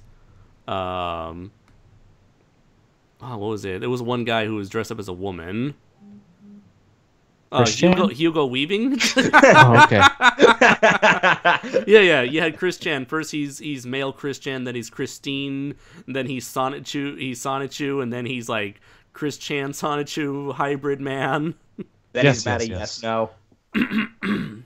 Let's see. So next question, from Primal Graphenosaurus Rex. Question: what's the sadder ending? End of Evangelion or Devilman? I'll go with Devilman. I'll definitely say Devilman. I'm sure you haven't seen either, Brayton. No. Okay. Crooked Lore says, best JoJo villain. Dio, of course. Let's see. Jojo is the best JoJo villain. What are you talking about, you freak? Let's see. Jose Aguilar says, question, Andres, I know that what you already said, that Godzilla Earth doesn't do much and they don't do anything with his size, which is true. But does he look somewhat terrifying? I guess he's Godzilla. He's like a big pile of shit, Andres. He's kind of... He's a big, giant, lizard-shaped man. He's always going to be terrifying to some degree. Yeah. Let's see. I guess. If you squint hard enough. If you squint hard enough. He's terrifying in the way that, you know, all giant monsters are terrifying. So it's that generic sense of terrifyingness, but there's nothing really uniquely terrifying about him. Let's see. Question: are you excited for Ultraman Russo and Blue? Kind of. I'm optimistic about it. I hope it'll be good. I'm just kind of burnt out on the whole toy gimmick stuff that they've been doing since 2010. I really wish they would stop with that. That all Toku shows have done since 2010. You know, I feel like to build off of what Andrew was saying. You know, I feel like I want to take a giant clock and just scream at Toei and Tsuburaya, "It's time to stop." Where the fuck are your parents? Let's see. Crooked Lore says, question, Andrew, what are your thoughts on me, Crooked Lore? I've always enjoyed your videos, and I like you torturing Andres in whatever reviews he's in, so that sums it up. I like him torturing Andres too. That's my favorite part. especially with the Rebirth of Mothra 2 review, right, Brayton? Right? Well, that tortured me. All of that just tortured me more than anybody else. Let's see. Primal Graphenosaurus Rex says, question, is the Transformers in Super Robot Wars? Or no? Nope. Question, thoughts on Primeval, the British TV show? I have still not seen that show. It's pretty good. It went a little downhill after the later seasons, but I definitely would recommend the first couple ones. Let's see. Sci-Fi Dragon asks, question, what do you think of the Bumblebee trailer, if you've seen it? I thought it's okay. I don't care, and I'm really tired of the Transformers films at this point. It's not that I don't think the movie's going to be bad, it's just I'm just sick of seeing the Transformers films at this point. I really wish it was a reboot, though, although there are many signs that point to it as a reboot, but then again, continuity has never been any of the Transformer movies' strong suit. But I also feel like it's kind of a little too early to kind of do a reboot, too. It's like, what, like it's 1 or 2 years after the last film? Then again, look at how often they rebooted Spider-Man. That's true. Although at least that one had a little more legit reason because it was due to rights and they had no other choice. Yeah. But this is still by the same studio. Uh-huh. Let's see. Sci-Fi Dragon says, Andres, have you ever been to Tokyo? Yes! Twice. And I will be going a third time this next weekend. Have you ever been dancing with yourself on the floors of Tokyo, though, is the question. Let's see. I was dancing with myself, but I know what you're referencing, but I have not done that dancing with myself. Whoa, yes. On the floors of Tokyo. See, now Andres is going into his karaoke routine. Now everybody really hides. Primal Graphenosaurus Rex. Thoughts on Jurassic Park 5? I would tell you it's so bad that it was great. I have not seen it because it comes out next weekend. I thought it was absolutely abhorrent. I'm sorry, Andrew. I actually decided to spoil myself, and I read a full plot synopsis because I saw this video called Jurassic Park. I think it was called Jurassic World: Fallen Kingdom: An Unbridled Rage, I think. And the person just goes over ranting about every single plot point, and yeah, it does look very, very, very bad. Yeah. Let's see. It's one of those movies where you knock $100 million off the budget, and there's no story, there's no character there. It's straight up Sci-Fi Channel level material. It's sad because, it's absolutely god awful. Yeah. Because like Jurassic Park was always more than that, and all of its competitors were doing just what Fallen Kingdom does, apparently. Yeah, it feels like a Jurassic Park knockoff, like done by. It feels like the biggest budget Roger Corman movie ever, is what it feels like to me, especially the second half of the film. Just feels like Corman was officially got in to Blockbuster. He managed to rake in enough money to make this thing, and it's not good. We're going to do a haunted house film. Yes, I would like one instance of Tyrannosaurus nudity in the first 5 minutes of the picture. Let's see. And you, Andrew? As I said, for what I saw, for what I saw in the theater with a couple of my friends, I enjoyed it, but I might want to try to see it again just to see how I feel it holds up the second time. Let's see. Manda says, question, do we really need a movie by Sony Pictures called Faith, the first fat superhero comic book movie? I don't see why not. I mean, I'm not interested. Neither. I would I'm like not it interested. to not be under Sony, but... I mean, I've never seen I never read the comic. I don't know if there's a good story behind it, but apparently it's popular, so if people want it, then sure, go ahead. I mean, sure, you may not want it, or I may not care for it, but I'm sure there's an audience somewhere for it. If is it going to be a big audience that'll give it... Yeah, but there's an audience out there for gerbil porn, probably, too, Andre. That doesn't mean it needs to invade the public. It's a gerbil porn. Because there's a black market audience out there for it. Again, I guess that's the main question is there a big enough audience for a movie and for it to be successful? I have no idea, so we'll just have to wait and see, as I always like to say. Jose says, question, Andres, would you ever watch Jet Jaguar Ultraman crossover? Hell, maybe even an Ultraman Jet Jaguar versus Megalon and Gigan? Of course, why not? I mean, why would we not watch that? I know. What are you fucking Christian?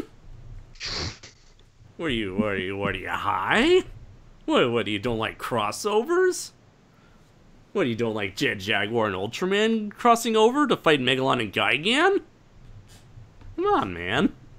Why wouldn't I want to see that? Anyway, joking aside, yes, that would be... I would watch that. Jordan says, question, what Sentai shows have you seen and what do you think of them? I've only seen Jew Ranger and I like it. Thoughts on Tremors? I have not seen Tremors. I love it. I love the whole series. Let's see. Okay, well... What? No, I'm sorry. I was about to say, except for the recent entry in the series where Burt Gummer and his son go to Antarctica, the sixth entry in the series, that one was pretty bad. Okay, and Brayton? I've never seen any of the Tremors actually either. Okay. Question: wouldn't it have been awkward if the autocorrect had me ask hentai instead of sentai? Maybe. Yes. I've seen far more hentai shows than I have seen sentai. Let's see. Primal Graffiti. Let me tell you. Let's see. Well, I'll tell you. Jacob says, question, how awesome would a Megas XLR G Gundam crossover would be? How awesome? Fucking awesome. I'm throwing my money at the screen right now and nothing is working.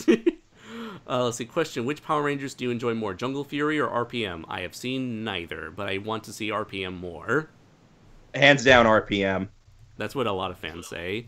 Are you familiar with the Appleseed franchise? No, but I am familiar with the taste of apple seeds, which are not very good. Let's see. Question, how can I get Super Robot Wars if I need to play it? It's only in Japan, isn't it? No, Primal Graffenixorus Rex. There are actually 3 Super Robot Wars games that were released in America. 2 for the Game Boy Advance, and 1 for the Nintendo DS. But the one in Nintendo DS doesn't really feature giant robots. It features more like characters from other giant robot, sort of robot sci-fi related RPG games. So if you're looking for giant robot action, look for the 2 on the Game Boy Advance.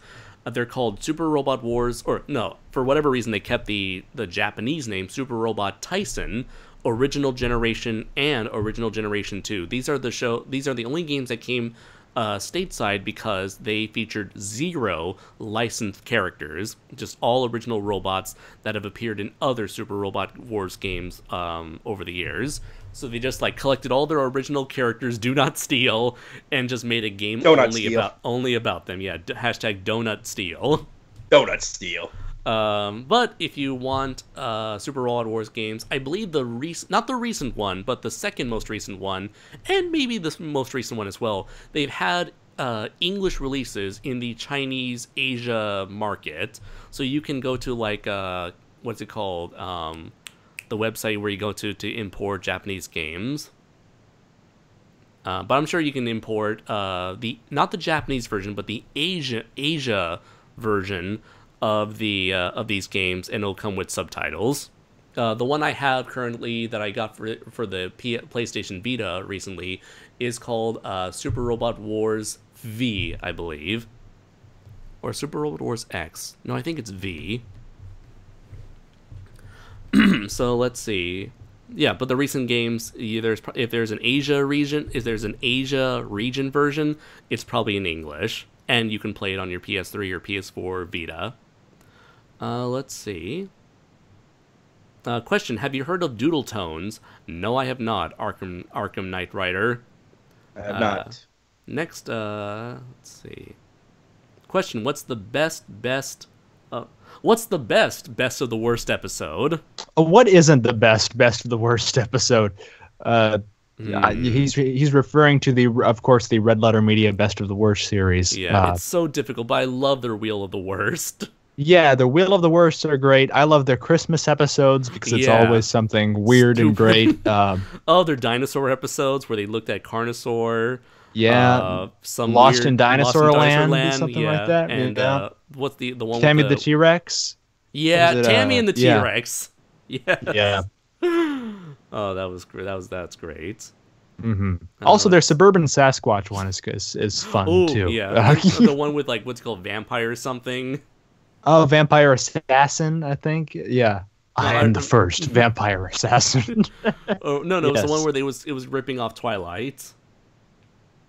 I don't remember. I don't know. I always love it. The one my favorite moment from that was when they were talking about like what was it? Dom DeLuise. They were talking about the skateboard kid, which had Dom DeLuise, and we were talking about someone accidentally impregnating, like falling over on a subway and impregnating Dom DeLuise. He was like, why would Dom DeLuise be having sex with someone? Because he's a creepy sex pervert. Yes. Their episode with, I don't remember the other movies, but the Bigfoot versus D.B. Cooper episode is also quite fun. I enjoy that movie for very different reasons, but I wonder why. It's up my alley. What was the my favorite moment, the one they actually dedicated a whole video to, was when they had Max Landis on and they were talking about Neil Breen. Double Down. Yes, that's probably another one of my favorites. You can't go wrong with Best of the Worst. I mean, it's like it's a perfect encapsulation of like a group of friends simulator. If you're really lonely. Yes. Yeah. Always. Next, Kamacuras versus the Deadly Mantis. Which is the best mantis-themed monster? Not in a fight question. The best mantis-themed monster. Wow. Yeah, so they're not talking about who would win, but they're saying which one is simply the better monster. I'm gonna have to give it to Tsuburaya and his crew because the puppetry in Son of Godzilla is a lot more interesting than the stiff mechanical thing from Deadly Mantis. Yeah, and they have a great theme song too. I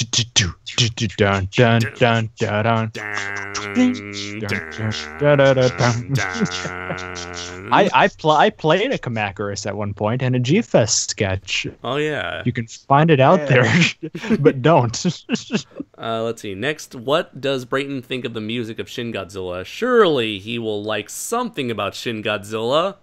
Oh yeah, I like the music, seeing as 90% of it were from other things and not made for Shin Godzilla. Yeah, it was all great because it's all great music in their own context of the different movies. And what do you think of the original stuff? What original stuff? Oh, the like one original track and the whole thing, like the persecution of the masses and Who Will Know. Who will? Well, see, they both sound like the same song to me, but I think they're fine. It's fine. I just kind of disagree with the concept. Like, it can be pulled off very well, I think, with even though it does come off scatterbrained at times when someone like Quentin Tarantino does it. Like, they just pluck soundtracks from other films and try to just shove them in their movies. Yeah. But I don't know. I just felt like it came off really weird and incoherent in their placing with Shin Godzilla to me, where even I don't even appreciate that fact about it. But they're fine. It's fine. I would have liked to seen it in a better movie. But as for everything else, it's great music, and I can't hate that because it's Ifukube and it's amazing. So yes, I like it. Okay.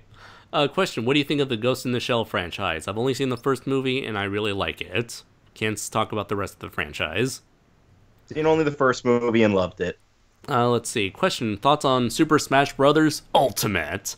I'm really excited for that, and I'm finally gonna get a Nintendo Switch just for that. Poor Waluigi. Oh yeah, Waluigi. I saw someone where they pretend to be Waluigi. It's like Waluigi will be in his own game, and you see a mod of Waluigi in Dragon Ball Fighters. Yeah, I saw that video. Waluigi time, yeah. He'll get his day one day. He'll get his day. Let's see. Question, who would win in a fight, Bill or Vegeta? Yes!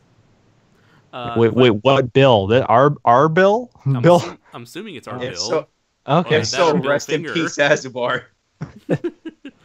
Question, would you consider Kill la Kill the female version of JoJo? Bloody, gory, and over the top?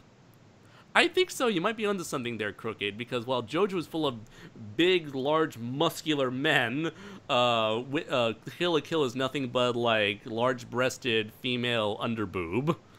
So yes, I would say yeah. Kill la Kill is like the is the female version of JoJo in terms of its style, its tone, and its level of fan service, but in the opposite direction of the sex spectrum. Let's see. Question, thoughts about the announcement on the live-action Gundam movie from Legendary and Sunrise? I'm very, very curious as to what direction they're going to take it in. I would be kind of interested in seeing if they just try to do what Legendary did with Godzilla, where they basically took elements of the original story and make a whole new thing out of it. Yeah. But I wouldn't mind also if I saw an adaptation of Amuro and the other guy and all the other crew brought into live action. Right. Yeah. Although, given how popular Char is, given to the point where he is way more popular than Amuro, and he has tons of girls all over that character. You're going to have to pick a damn good actor if you want to have Char in your movie. Yeah. Who do you think could play a good Char? Someone who's dashing, suave, and sophisticated. Well, I've got someone for you.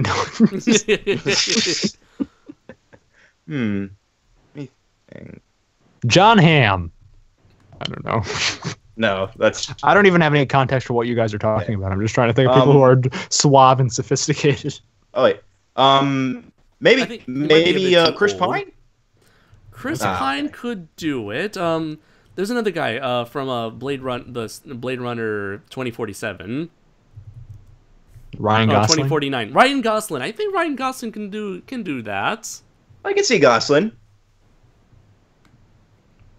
Do you think Ryan Reynolds can do it? Because he's got the youthful energy.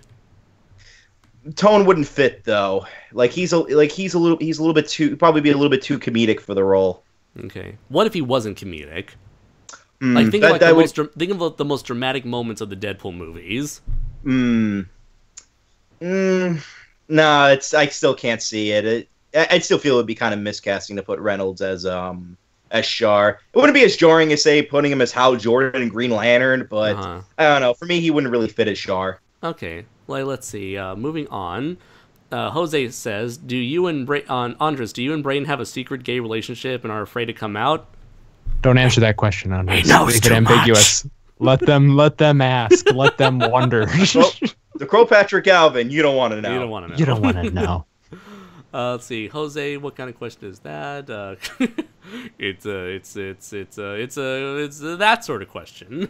Yes. Yes. Question from DeMichael Jackson. What kind of tone would you like to see in the new Godzilla cinematic universe? I want to go with lighthearted, fun and lighthearted. We've seen so many people attempt to do the dark and gritty stuff, but we've never seen someone attempt to recapture the fun campiness of the corniness, the cheesiness of the Showa films. Yeah. Yes. Let's go back to the Showa films. Yeah. To be fair, though, I do think that a lot of the reason why we have that is because since now Godzilla is really getting exposed seriously here in American media, I guess they have to show that, he's like a dead serious series that doesn't have to be what he was back in the 60s, but... this isn't your grandparents' Godzilla. This ain't your mama's Godzilla. That's basically the thought that Legendary, I think, was putting into that with the 2014 film and what we got with Shin Godzilla, or at least tried. Uh-huh. But with the cinematic universe, I'd say maybe go for a Mothra versus Godzilla type tone, where it's upbeat but can be dark at times. Not like say what Legendary's trying to do, but like I guess you could like maybe something like one of the Tezuka films from the Millennium films, that type of tone. Okay. Question: Best independent kaiju story. Good question. Independent kaiju. I'll devolve to. Let's see. I really love the Kadoja comic, and the Fire Beast comic. Let's see. I've also enjoyed Atomic Rex. I thought that had a great. Yeah. Chimera, Scourge of the Gods. Nemesis. Oh yeah, that's great. That definitely deserves that there. Let's see. If we're talking about films, I would say the first Rego film had a pretty good story. Oh yeah, definitely. Gahara, with its numerous amounts of in-jokes and references. I still love that scene from the hospital. Let's see. Godzilla Battle Royale. No, he said best stories. No. Best independent stories. Oh, Andres, you're just asking for it now. Wait, you're saying my movie? So you don't have to worry about him because you're not going to be at G-Fest this year, Andres. I have to be there, and he's found me on Facebook.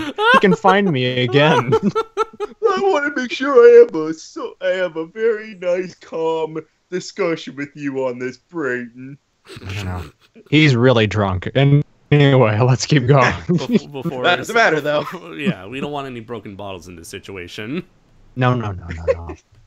Let's see. So many people are going to be so confused about that. Yeah.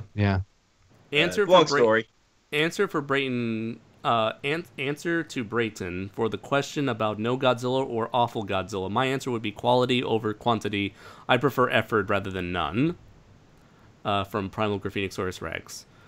Question from the same dude. Is it bad that I want an Avengers-style show with every character from Super Robot Wars? No, because there is technically a Super Robot Wars TV show. Several of them, but they all involve the original characters. None of the licensed characters. But the closest thing you can get to that is a three-part miniseries. A 4-part series of short films.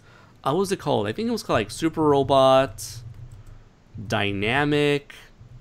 I think it was called like Dynamic Super Robot Wars or Dynamic Super Robot something. And it was like a short animation that was attached to a bunch of different other things. It was called Dynamic Super Robot Grand Battle. So you can find that on YouTube in several being uploaded multiple times on YouTube, where they just get a bunch of Mazinger, Steel Jig, Godiver, God Mazinger, Great Mazinger, Getter Robo, G. And they put a bunch of all robots. There's no speaking. It's just one big fight, and then just more robots show up.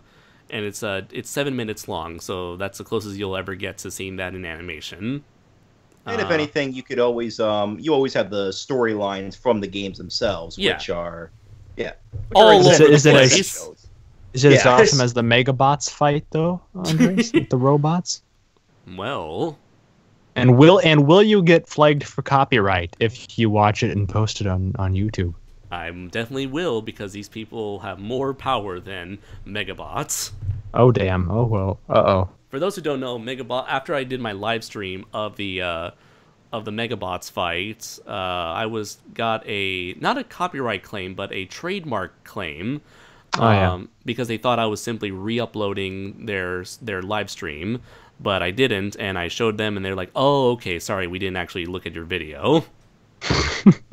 They didn't even bother to watch the video. And I was like, "It's all cool, man. Just go ahead and just do your thing."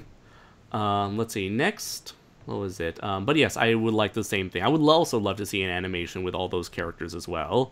I'm sure that would be a legal nightmare more so than video games. I don't know. Jose Aguilar says, question, Andres, did you ever find out if Disney was really was going to make a monster movie. I didn't know Disney was going to make a monster movie. Question, have you ever heard of the book and Netflix movie called White Fang? No. I'm familiar with the book, but not the show. Spooky Bones says, question, how do I handle the MonsterVerse? How would you handle the MonsterVerse if it has a Phase 2? Would you adapt certain storylines of the Toho movies, like the death of Godzilla and the creation of Mechagodzilla? Yeah, I don't see why not. I can definitely see, like, I would make aliens. I would insert aliens into Phase 2. Yeah, that seems like the best choice at hand.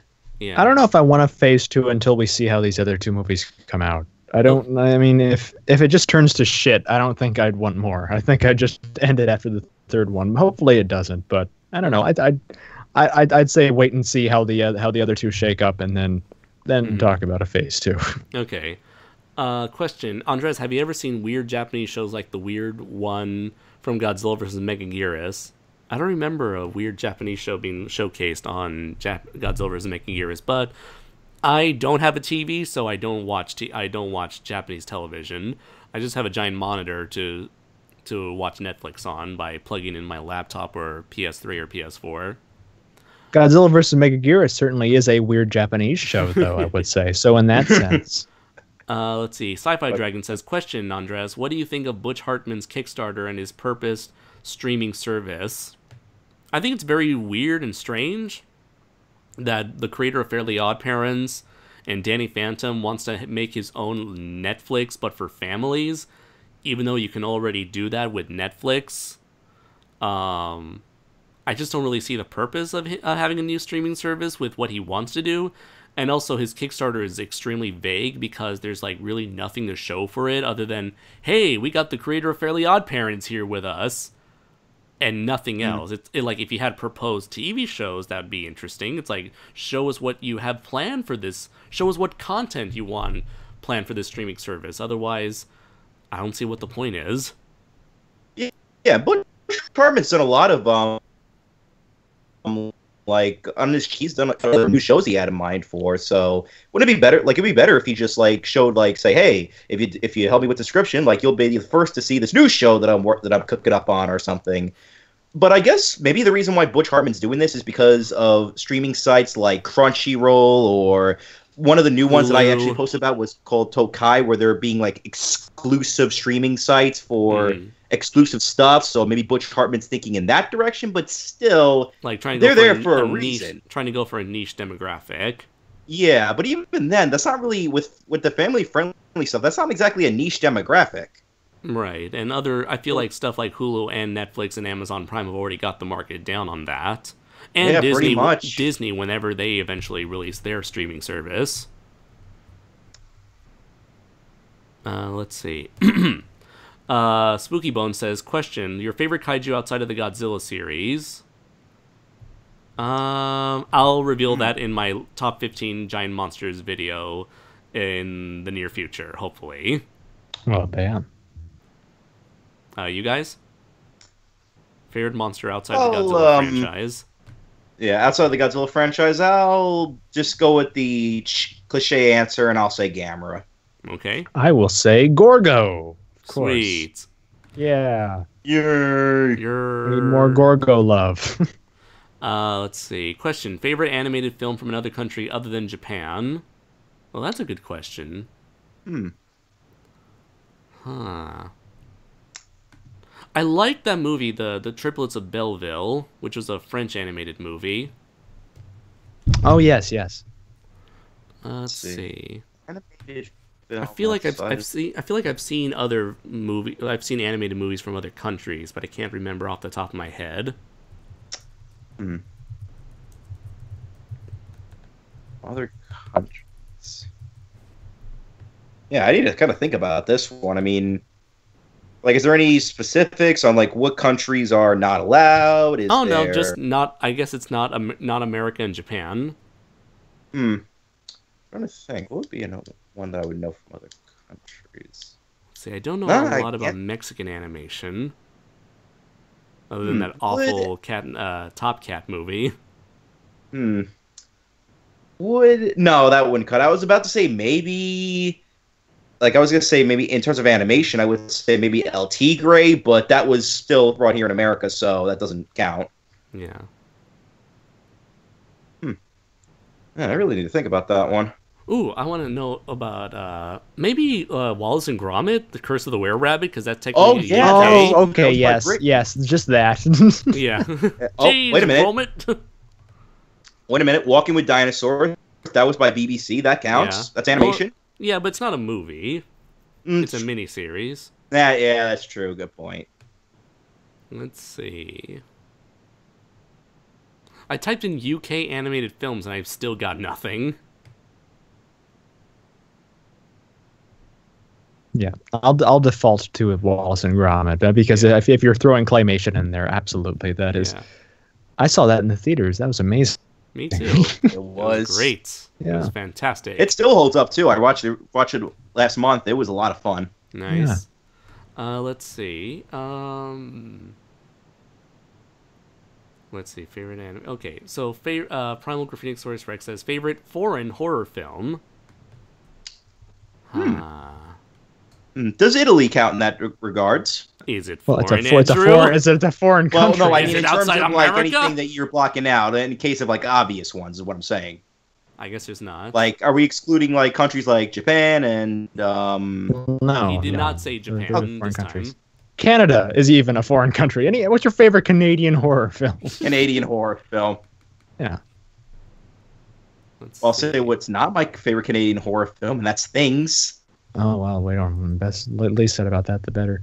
I'd probably say either Suspiria, or I'd put The Host up there too. Suspiria or The Host. Those are great. The Host, yeah, that's a good one. Yeah, The Host definitely. The Host. The Host. Oh, no. Pan's Labyrinth. Is that a foreign film? Oh yeah, it's a Mexican film. Oh, okay. Well, yeah, I guess that is it. Yeah. Let's see. I guess actually. You know what? I might say maybe Twitch of the Death Nerve by Mario Bava. Okay. That technically counts as a horror film.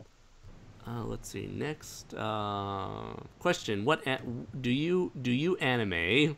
Do I animate? Do I animate? I do animate. I move. How does one anime? Ask Crooked Lore. He animes. Yeah, Crooked. You know a thing or two about that. Let's see. You know the Animations. Yeah. Let's see. I think he meant to say, do you think anime does anything better than American cartoons? I think anime knows how to be more diverse than American cartoons, at least in terms of televised anime. But then again, anime also has its rut, where it tends to appeal to a certain specific crowd because that makes the most money. So while kids today, animation in America today tend to go towards the lol random Teen Titans Go crowd, a lot of anime in Japan tends to go for the slice of life high school drama crowd. So both of them got their pros and cons, but I think anime still manages to find niche audiences better or more commonly than what American animation does. Outside like the DC movies. Let's see, next, lost my place again. Still a lot of people. So we're gonna have to stop the questions at the top of the hour. So at the top of the hour, I'll look at what the last question is, and then we'll stop right at that point. Yeah. Yeah. I have one of the questions up right now. I know where the list is, so if you want me to, I found it. Okay. Who had it worse, Jack Kirby or Bill Finger? Bill Finger. Bill Finger, yeah. He's at least Jack Kirby Reddit. Still, until recently. At least Jack Kirby is still well known by at least majority of the community. Bill Finger, on the other hand, Jesus Christ, that poor man. Yeah. Let's see. Question: best worst movie you have seen? Now, be more specific with that. Is he saying the most enjoyably, like just goofy bad movie, or is he saying the best, like best made worst movie I've ever seen? Maybe he means the first thing you said. Okay. Which way they walk? There you go. Nah. Let's see. Godzilla's Revenge has a lot of enjoyability because it's so weird and random at times. Let's see. Megalon, yes, Godzilla vs. Megalon. Might go with maybe one of the cliche answers here, like I greatly enjoy Sharknado. How dare you? Oh, but nah, how dare you, Andrew? That's a self-aware bad movie, though. It's not a pure awful film. That's true. Okay, then maybe then in that case I probably would go with Plan 9 from Outer Space. Okay, I'll actually go with Plan 9 too. I don't think it's the most enjoyable bad movie I've ever seen by far, but I kind of like it. It's really charming in my opinion. It's a fun piece of work. Yeah, it had a lot of passion from the man behind it. So sure, and it's relatively short, and it's charming. Yeah, it's very entertaining. Let's see. Next is a question: thoughts on Jurassic World Evolution? I never played it. Neither have I. Friends have played it. They tell me it's great, so I'll believe them. Jose says, or sorry, why did I say Jose? Joseph says, question, how often do you guys watch movies you like, love? How often should you watch the aforementioned movies as a means of avoiding burnout and keeping your viewing experience fresh? I'd say once a year, if not twice a year. Yeah. Depends on for me, it depends on what mood you're in. If you really want to watch it, then go ahead and watch it. If not, then try to watch something else that you may want to try to get into. Okay. Sure. I'm a big proponent of watching. Can I answer? Yeah. Sorry. Okay. I'm a big proponent of. I failed you.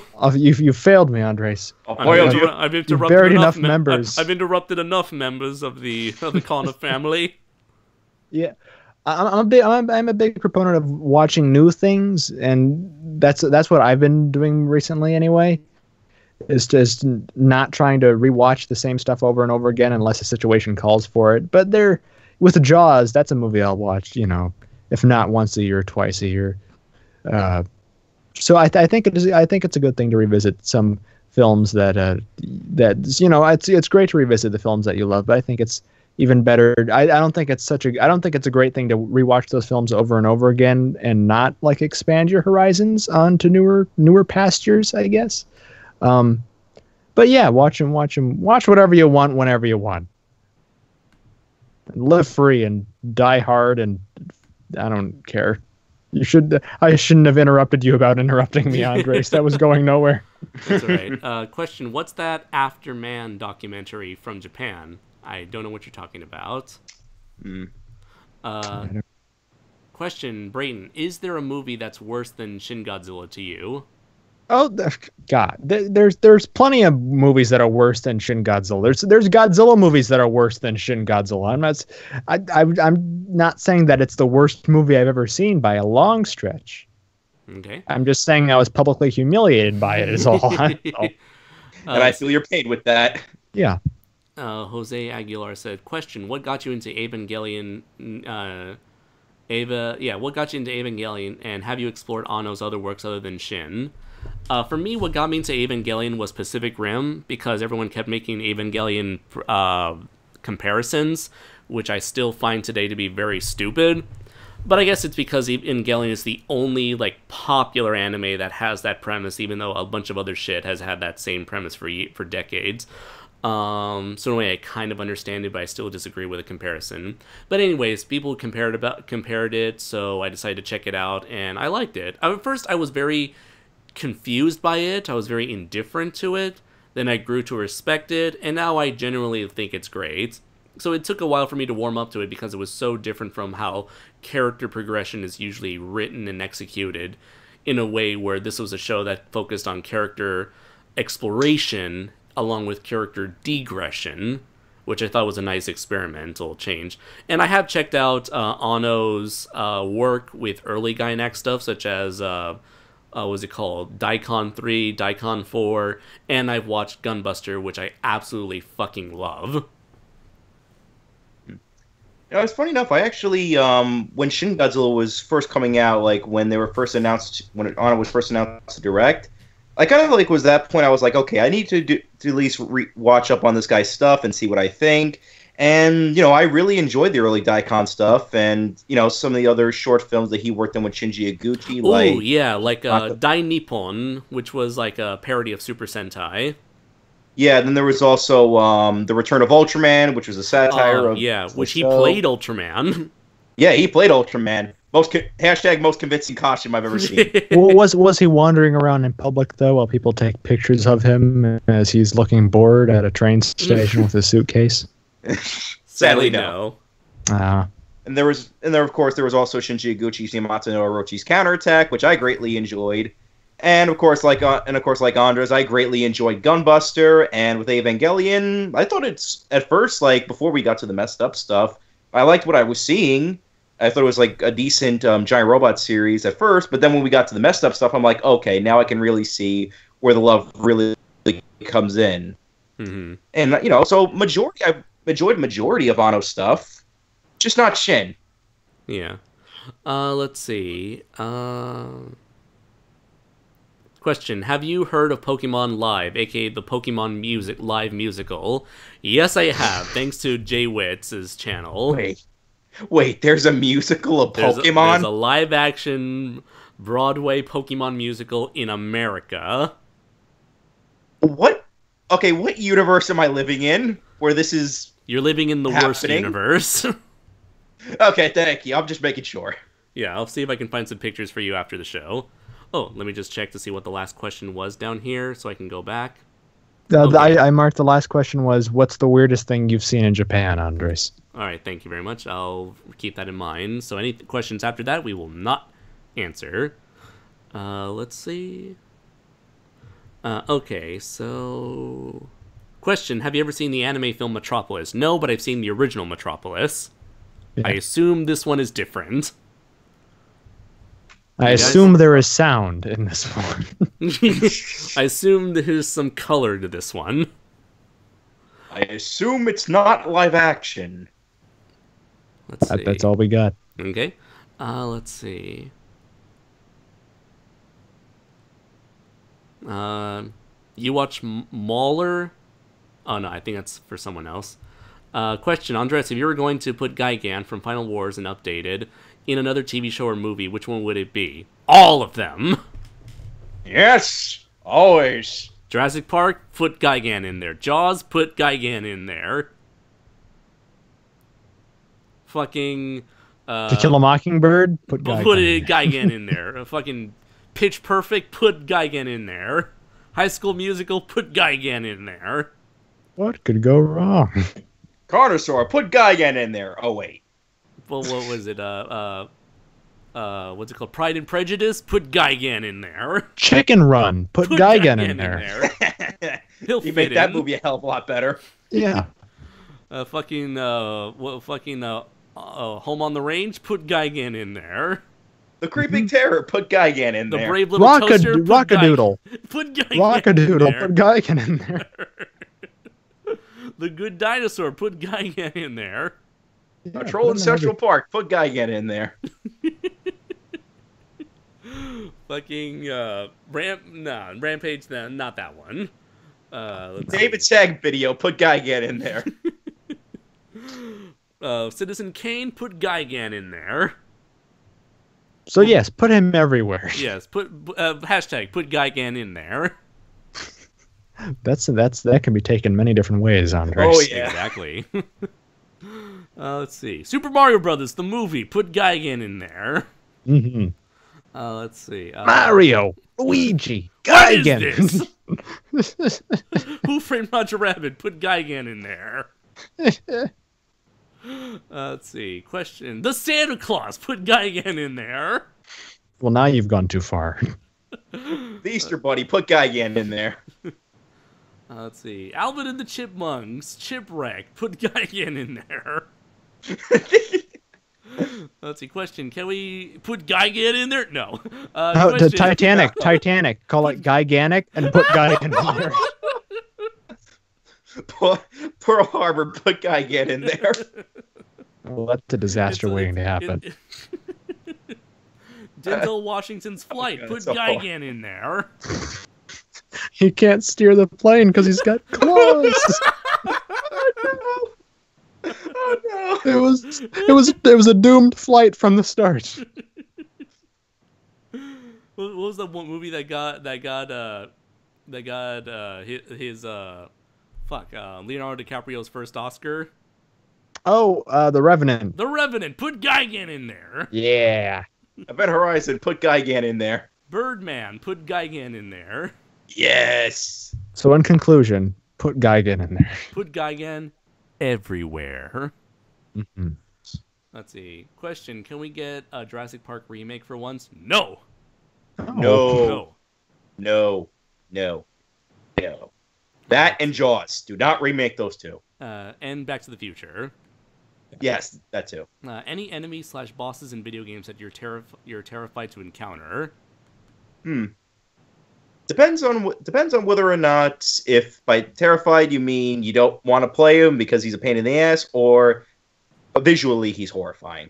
If in terms of pain in the ass, I would say Sephiroth from Kingdom Hearts. I never fought him. And also there was like a version of Pete from Mickey short that was in the 3DS version of Kingdom Hearts Dream Drop Distance. That he was really difficult to beat. Let's see. I'll go with the Big Boo from Super Mario World, the most terrifying creation ever put to a cartridge game. It's just, he thwarted me for years. Question: thoughts on RoboCop? I like him.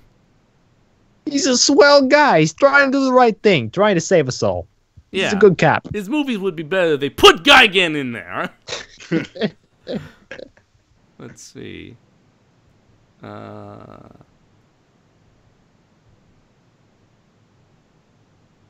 Let's see. Question. Did you agree with Deadpoolzilla in your video? He said that the American animation industry will burn out of comedy shows and will go back to action shows. Yeah, I agree, because the animation industry is always changing, always following trends, and so right now we're currently in the comedy trend, so I'm sure that some other trend will take its place. If you remember... It's not... Yeah? I'm sorry, continue. I was going to say, if you remember, like 10 years ago, everyone was following the anime trend, and everyone wanted to be like anime, whether it was Teen Titans or Avatar The Last Airbender, or even doing like some weird, silly anime parody like Kappa Mikey, if anyone remembers that show. Or Megas XLR. Or Megas XLR, that was also following the trend of, let's be like anime. Yeah. Totally Spies was another example. Yeah. Let's see, Marvin Mysteries, if you remember that show. I think I remembered seeing commercials for it, but I never followed it. It's alright. Like, it's on par with Totally Spies. Would you say Code Lyoko tried to be like anime? I think somewhat. Like, maybe that little bit of that Toriyama style. Mm-hmm. Alright then, so, you had anything you want to add? Yeah, basically, it's trends that we usually see with media. It's always going back to different things and bringing up the old things that we used to enjoy. So, yeah, no doubt that we're going to get, like, an action-esque era of animation again. I'm just wondering when we're ever going to get to a point when we finally are able to balance out everything, but that probably won't happen until another decade or so. Yeah. Next question: would you rather watch Zilla 98 or AVPR? Yes, Zilla always. 98. I would enjoy both of them, but they put Gigan in there. Put Gigan in there. Both of them would have been way better if they had that. Yeah. Let's see. Question: Andres, Brayton, and Andrew, how would you feel if Gojira was remade? They already did remake Gojira. Put Gigan in there, and several you're fine. times, in fact. With Gigan in there. Yes. If you count Final Wars as a remake. Oh yeah, Final Wars is a complete remake of Gojira 54. Absolutely. Let's see. The true remake, clearly. Clearly. I had a layover in Tokyo with Daisuke Sakahana-san. Right anyway. Last night, I don't have any memories. Let's see. I'm trying to go right into it. Question: favorite bad Christmas special movie or Xmas based episode from a regular TV series? Ooh, that's a good one. Ooh. a good bad Christmas movie special. Whatchamacallit? I want to say Grandma got run over by a reindeer because of how fucking ridiculous it takes the story in. Yeah. Forgot about that one. Let's see, favorite bad special movie. I'm gonna go with 8 Crazy Nights. Oh no, actually no, that's a Hanukkah movie. That doesn't count. Technically, yeah. Okay, oh, wait. No. Christmas... The Mexican Santa Claus movie. That's what I was gonna say. Yeah. Yes. Oh wait. What about this one? Christmas Story 2. Ugh. That's bad. Get the trash out of here. Yeah, I'd either say the Mexican Santa Claus movie or Jingle All the Way is also a fun bad movie for me. There's also the Drew Barrymore, Keanu Reeves version of Babes in Toyland is amazingly awful, and everyone should watch it for the holidays because Mr. Miyagi's also in it, and he plays the Santa Claus-like toy maker, and he has a ballad about believing through the eyes of a child, and it is absolutely fantastic. You need to hunt it down. Yeah, and of course we can't forget the classic Silent Night, Deadly Night Part 2. Garbage Day! Garbage Day!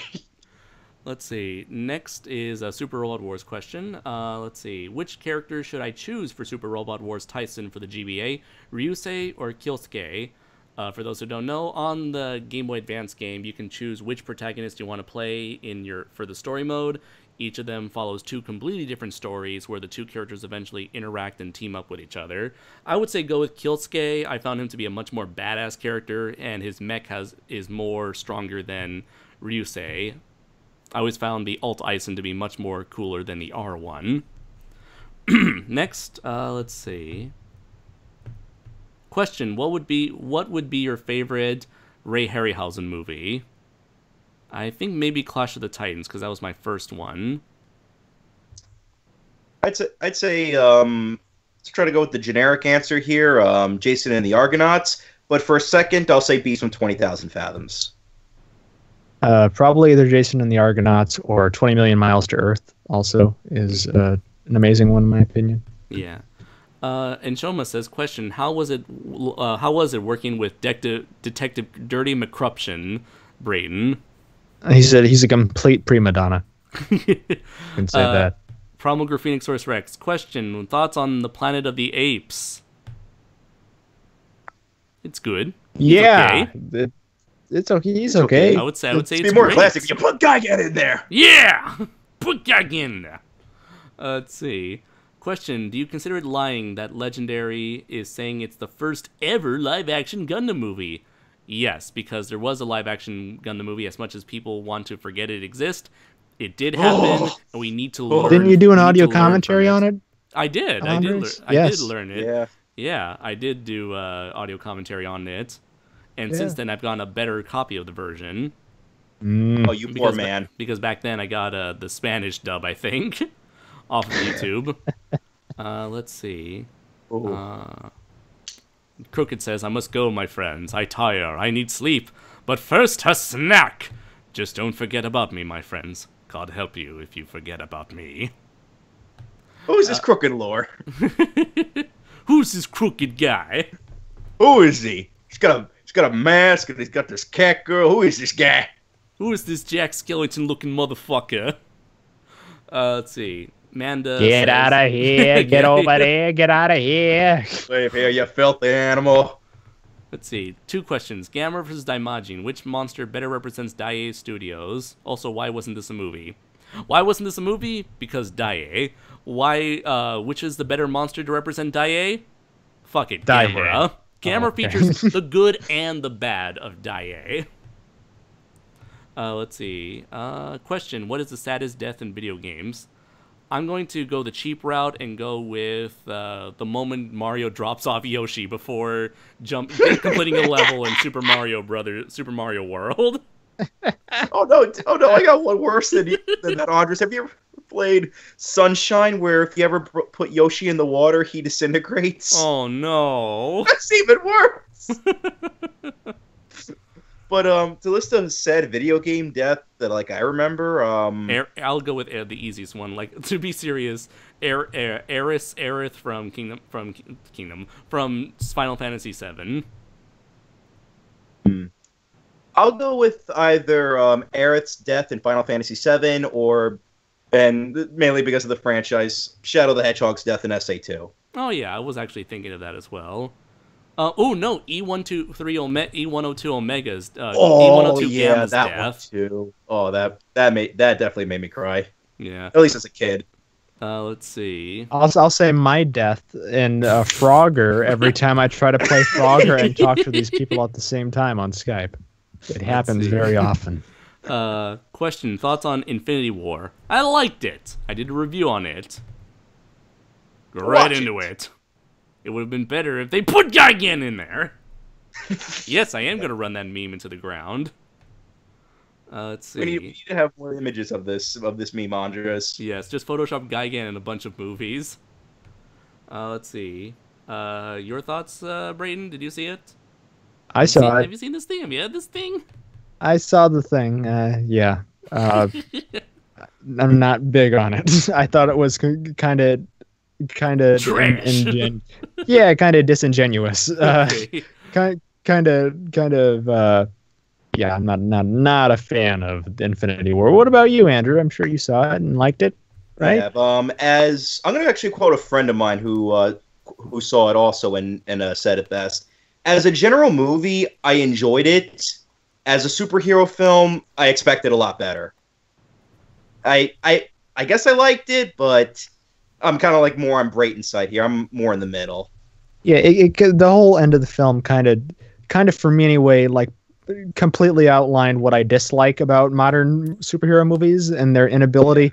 Like we're gonna pretend. It's this whole Superman thing of we're gonna pretend like we're killing them all off, and we're gonna completely ignore the fact that we have the internet now and people know that these actors have more roles in their contracts and that contracts are a thing, and that they're too marketable and valuable to kill off. So I think I just thought the entire third act was completely disingenuous and devoid of any weight or emotion. Yeah, I'm sorry, but for that reason. And even that death that everybody has talked about at this point, that everyone's made memes out of. I'm sorry, I did not cry during that scene. I was more pissed off at that because it just reminded me how pointless of a character he was throughout the entire series from that point forward. Because if they're going to kill him off like that and bring him back, what's the point of even doing that? You know? Right. But it did feature an intergalactic California raisin who was pissed and had a power glove. That was pretty cool. And eventually became a farmer. It's true. Let's see.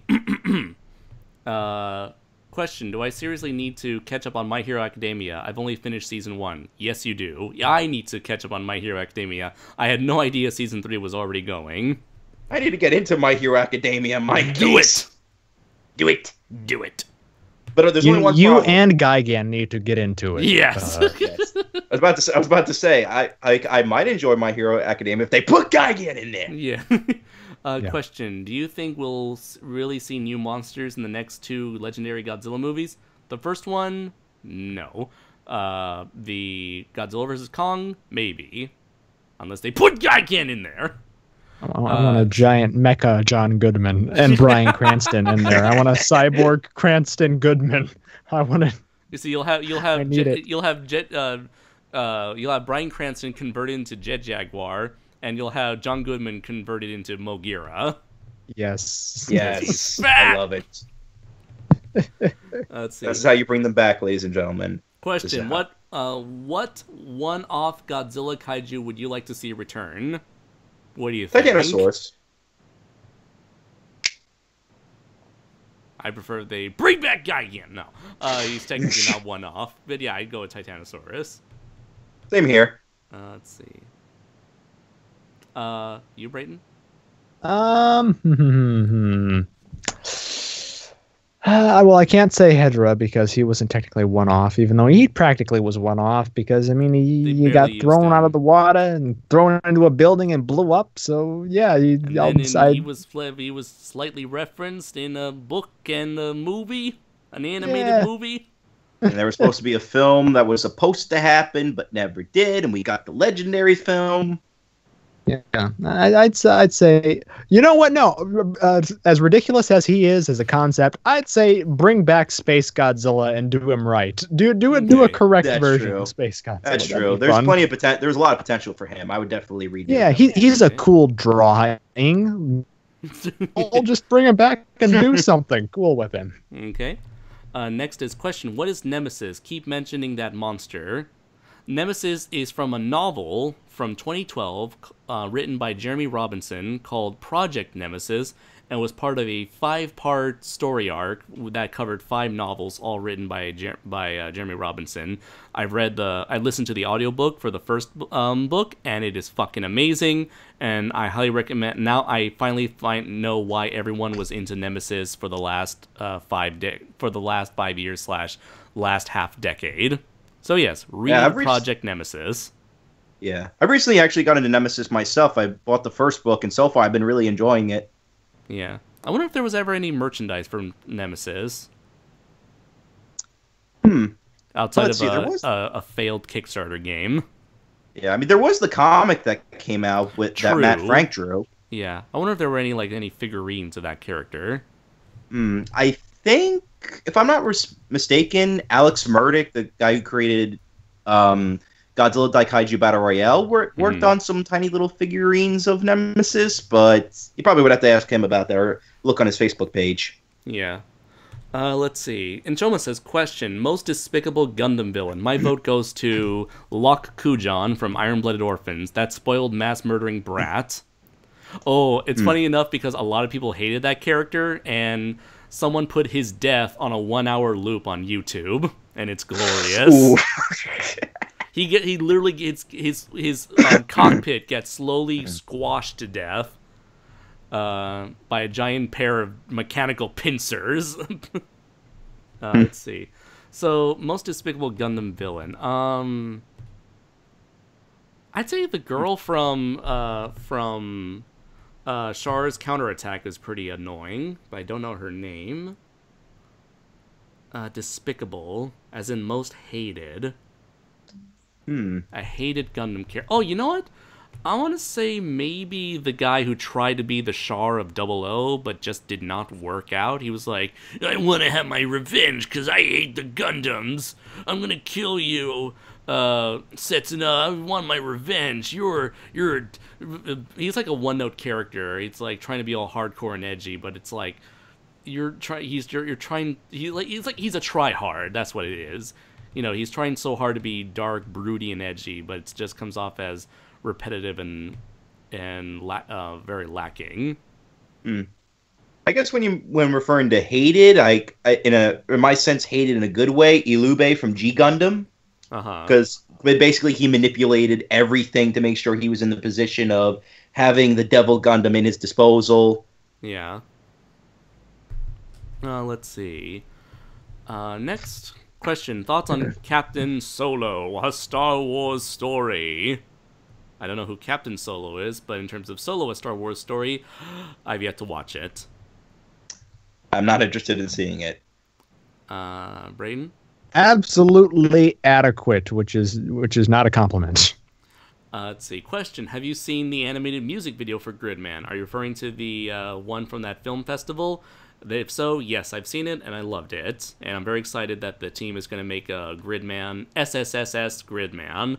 Although I wish Gridman was animated in 2D instead of CG, but it looks okay from what I've seen.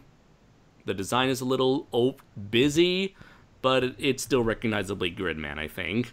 It just needs more red. Let's see. Question. What monster would you want Gigan to fight other than Gamera, King Kong, and Gorgo? What do you think? Yes, and always. Gigan! Okay, question. What's your favorite rock song?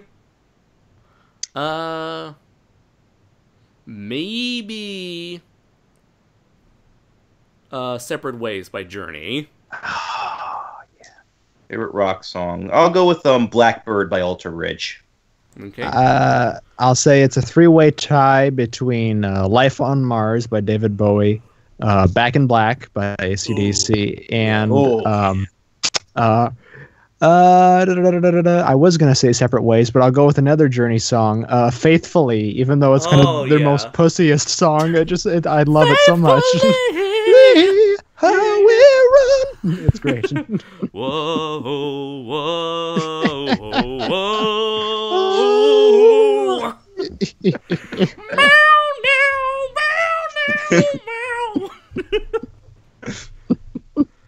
Andres Perez, guitar, ladies and gentlemen. Let's see. Question: have you ever heard of the video game Nier Automata? Yes, I've heard of it, but I've never played it, so I don't know what it's about. I just know there's some chick with black blindfold on around her eyes, and I think there's some robots in it. Question: what's your thoughts? Sounds right up your alley. Because I always love them blind chicks with fighting them robots. Let's see. Question: what's your thoughts on House, the Toho film? I never watched House.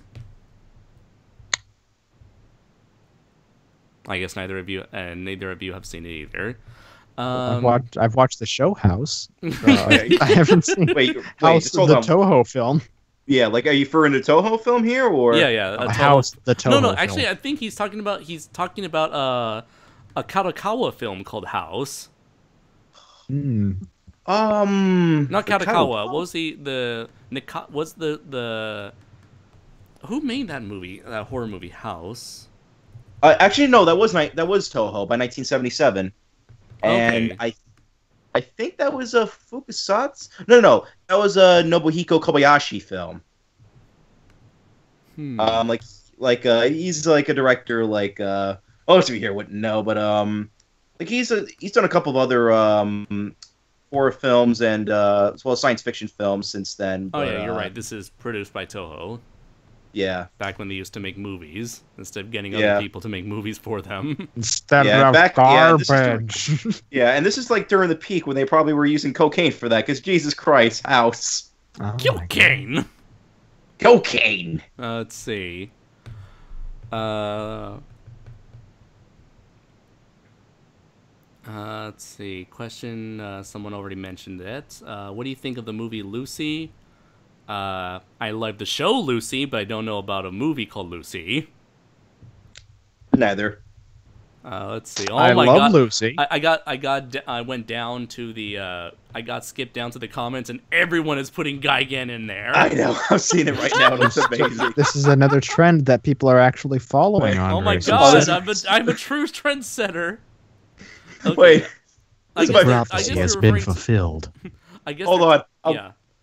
I'm sorry, Andres. I gotta. This question, this just made me laugh. Andrew, Andres, Brayton, hentai, put Gigan in there.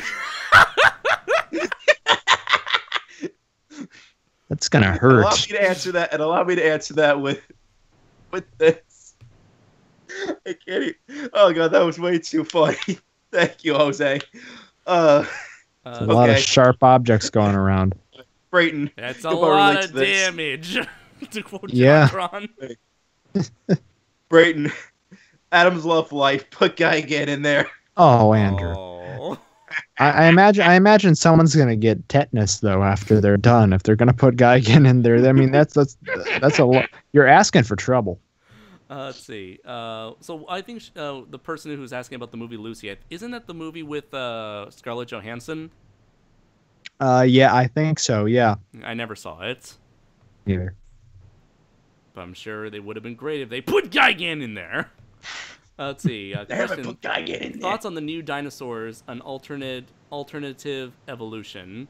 Oh, I know that book. I haven't read it, but I've seen pages on it, and it looks fascinating. Where it's like, how would the dinosaurs have evolved had they never died out 65 million years ago? Let's see next. Or have either of you seen that book? No, I've seen the Flintstones. Isn't that close enough? That's basically what it would look like, right? I guess so. It was like, I've seen The Good Dinosaur, where everything turns into a Western. Yeah. Talking about equivalents. I'll show you those.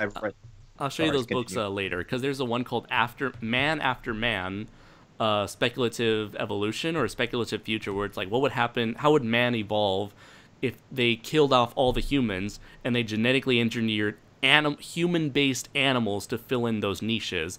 It's fucking weird, but it's fascinating. Because it's like, you see a bunch of these animal creatures like bears and monkeys and elephant creatures, but they got human faces on them. Oh my god. Oh god. Okay, I'll show you those later. And then they sell action figures with the monkey with the human faces, and it's great, and it's gonna make a profit. Let's see. Question on the Mysterians. I like the movie. Andres, what's the weirdest thing you... Oh, sorry, go ahead. Anybody? Yeah, I was about to say, great movie. Yeah, it would have been better if they... Go ahead. Put Gigan in there. Let's see. Question, what's the weirdest thing you've seen in Japan? An old man dressed up as Alice from Alice in Wonderland in Tokyo. What? Is there a story behind this? No, we just saw him walking around while we were going through... what's the name of that shopping district? There was like a shopping district in the middle of Tokyo. Fuck, what was it called?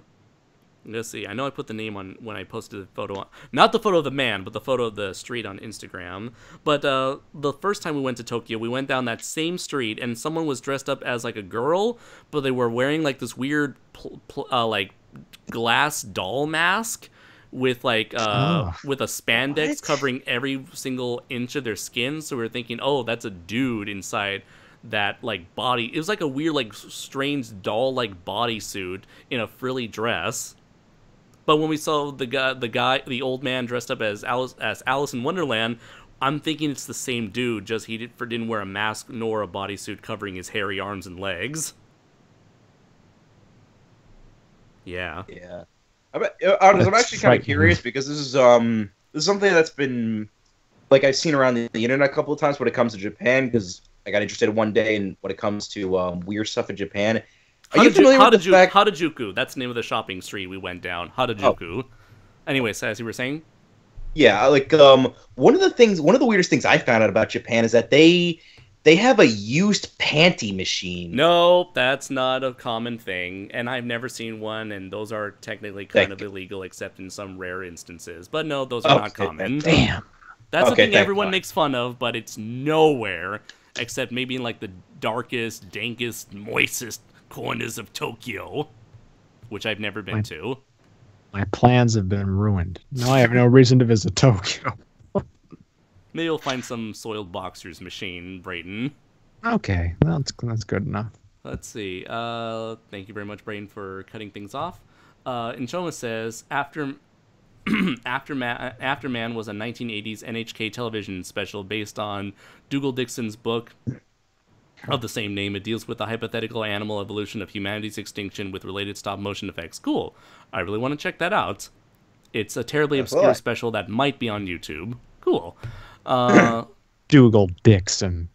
Come on. You have 9 months and you come up with Dougal Dixon. Come on, what were his parents thinking? Anyway. Mauler was the one who made the Unbridled Rage video, so people are just responding to our videos. Okay. How can you not know that YouTuber's name? Sci-Fi Dragon asks. I'm assuming he's talking about like Doodle Tunes or Doodle Tones or something. I don't know who that is. I still don't know who that is. Let's see.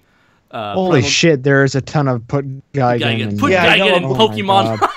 Put Gigan in Pokemon Live. This is scary. Sci-Fi Dragon says, "Okay, this is getting out of hand." No, it's not getting out enough. Family Guy, put Gigan in there. This live streaming thing, put Gigan in there. Let's see, true story. I think we should end this by, if you're able to somehow put Gigan in this live stream, Andres, through your OBS magic. Let me put that. I will put Gigan in this live stream. That will be a perfect way to end things. I need to know if there's a good PNG for Gigan. Yeah, and next time, if there's ever a new episode of Audio Synchronicity, just make a new title card that simply says "Put Gigan in there." Yeah, I'll make a special Gigan foreboding in the background. Yes, putting Gigan intensifies.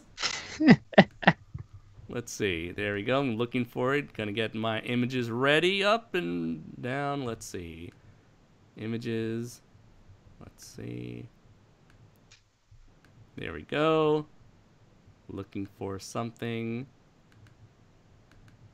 There we go. We got Gigan in here. Oh, no, but Jesus, we got the Gigan in here. There we go. Gigan in here.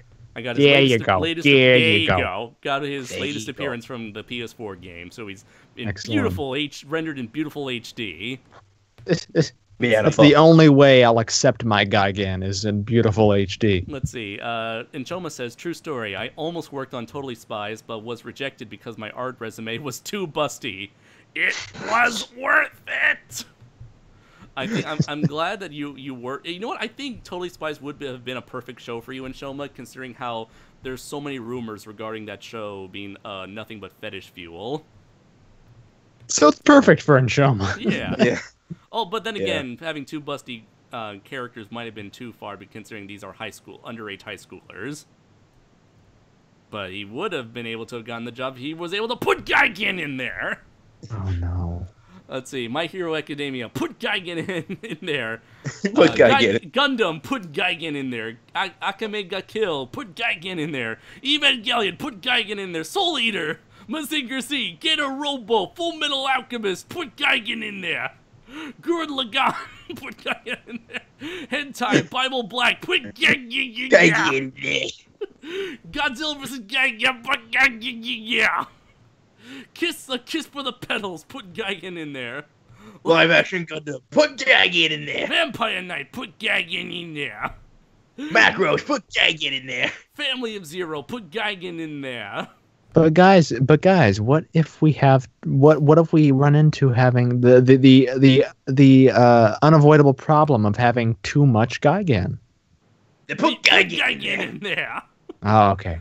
Put Pat Labor, Sonic X, Darling of the Franks, Ultramans, Devilman, Kamen Rider, Cutie Honey. Put Gigan in all of them. Winnie the Pooh, put Gigan in there. Ant-Man, put Gigan in there. Sexy Filipina, put Gigan in there. Oh no, Joe. No. Toy Story, put Gigan figurine in there. I think we may have jumped the Gigan with this Corey in podcast. the house, put Gigan in there. Corey in the house, put Gigan in there. Sailor Moon, put Gigan. 101 Dalmatians, put Gigan in there.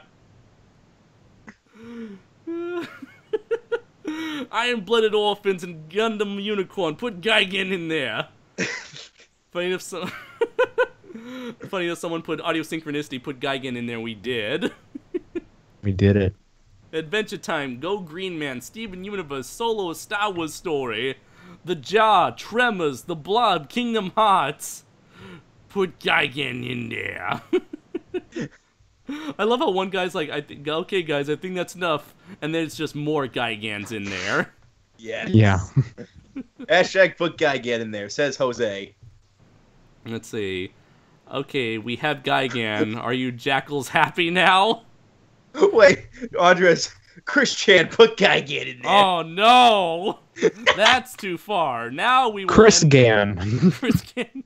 Sean Barry's like, hey, finished work, how you guys doing? And there's just nothing but Gigan memes around. How you doing, guys? How's it going? Put Gigan in there.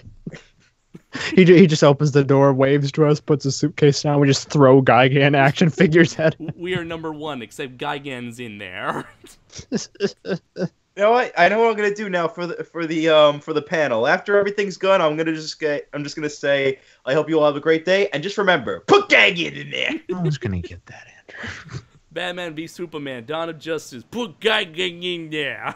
Call it Gigan v Gigan. Gigan, Dawn of Gigan. It'll be a big hit. Be a success. Kids will love it. It's great for the kids. It's good for the adults.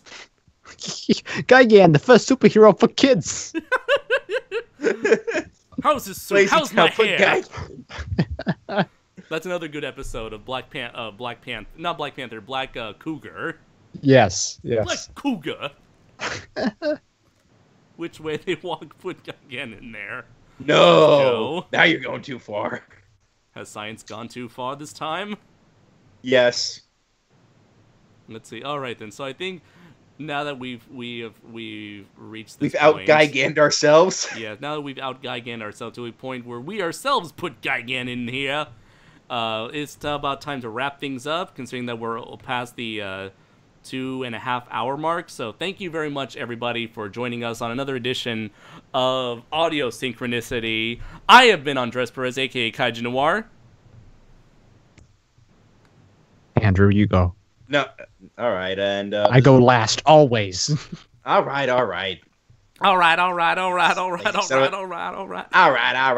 You lazy son of a bitch. But this has been Andrew, and I'm Brayton. And just to make a quick announcement, letting you know that for our current ongoing charity program that Matt Dennion and I started, we have revealed our latest T-shirt for the Kaiju vs. Cancer ongoing charity project, which you can find on Facebook and on Custom Ink. This is the design for our latest shirt, which I am revealing now. Oop, gotta get rid of Gigan for temporarily. Aww. So here we have a tribute. Get Gigan out of there. Get him over there. Put him over there.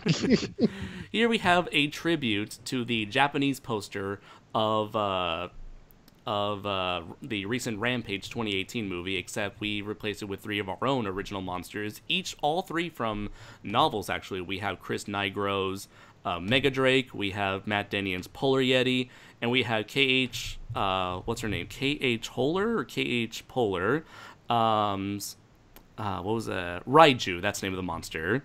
So this is our design for the t-shirt, and let me show you a design of the actual thing itself. Let's see. And that's the Japanese poster that we were referencing. It's such a kick-ass poster, easily my favorite movie poster of this year. So we decided to pay homage with that. And this is the actual t-shirt itself, with all 3 monsters, with their labels, with the catchphrase, with the tagline, "Rampaging Against Cancer." And we also have the back of the t-shirt here, which has the St. Jude's Children's Hospital, as well as the Kaiju vs. Cancer logo, and our slogan, "Giant Monsters Can Beat Anything." So please support us on customink.com, and you can follow us on Facebook under Kaiju, both of them under Kaiju vs. Cancer. You can buy a shirt for you, for your friend, or even if you don't want a shirt, you just want to donate money, buy a shirt for the kids at St. Jude's Children's Hospital. Thank you very much, everybody, for supporting us so far, and thank you for enjoying the last couple of shirts, and hope you like this new shirt as well. So those are things. Oh yeah, and as for G-Fest, be sure to check out Denny Roth's table at the Underground Artist Alley to get one of these 3 Kaiju vs. Cancer G-Fest exclusive prints, where we have Chimera, one of Crystar, and one of the Kaiju Matador. So you can get all 3 of these prints from from only Denny Roth's table. So be sure to check that out. So thank you very much, everybody, for joining us. And as always, put Gigan in there. Put Gigan in there. See you around, everybody.